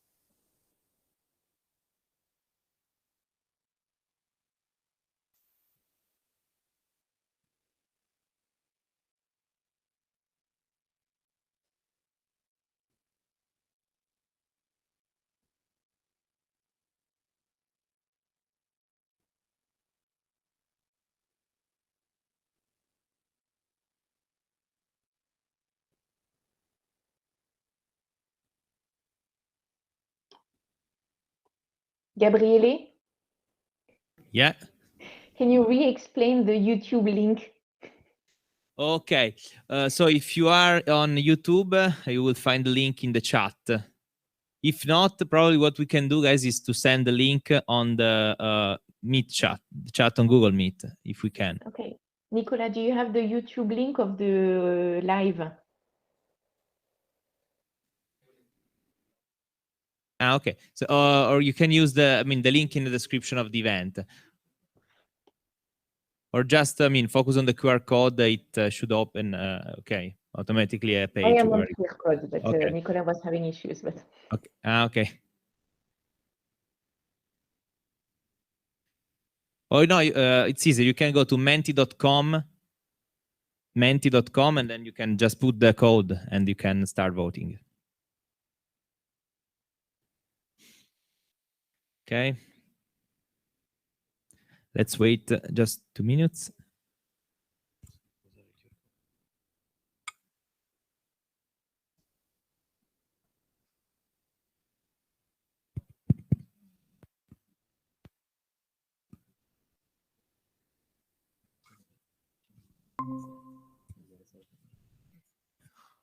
I don't know if you can hear me. Yeah. So other 2 minutes, we will stop at 6 p.m. And people are still voting. We are looking at the exit poll here. It's like Sanremo.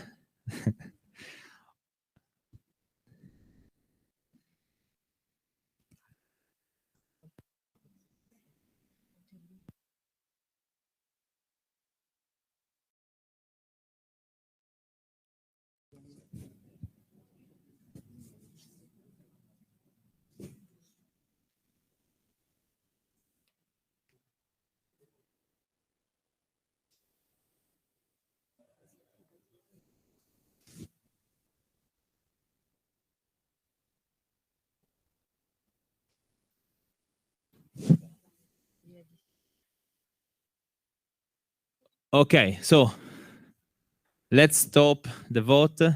Let me check again. Sorry. Okay. So before nominating the winning group, so just a few words to close the event. So first of all, thanks to all the guys that have participated to this challenge. So you worked a lot. So thanks for being here. We really appreciate your enthusiasm in doing this kind of activities. And so first of all, the main thanks is for you. Then thanks to PoliENERGY and to all the people from Stellantis that are connected, Nicola and Annelise, Maurizio, the whole team that has helped us in doing this event, the ICT team that manages the connection on YouTube. It was not easy, but so thanks to all of you. It was a real good day for Stellantis and for the guys here. So, okay, I'm not so good in doing this kind of let's say announcement, but we will start from the bronze medal. So the third place is okay. There, okay, perfect. Thank you. They are suggesting me the number. So the third place is of team number 2. So make noise for team number 2.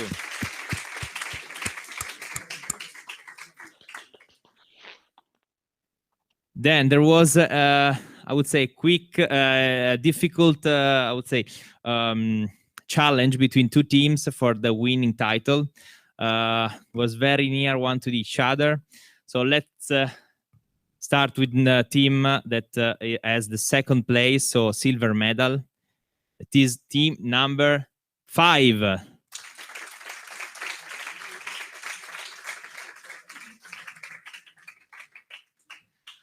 Okay, so now the winning team, the team that will have the chance to visit our Heritage Hub here in Turin.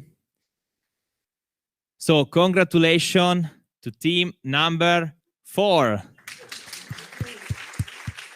Okay, please guys, come here. Okay, so let's take a picture to group number 4.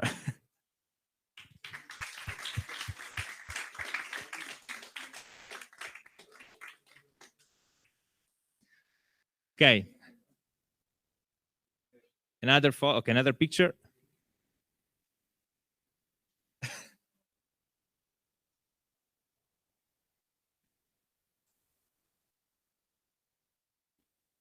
Okay. Again, guys, thanks to everyone. It was a pleasure. And see you for the next event. Thank you. Thank you to all. Bye-bye, Nicola and Liz. Thank you all. Bye. Bye. Thank you. Thank you all. Congrats.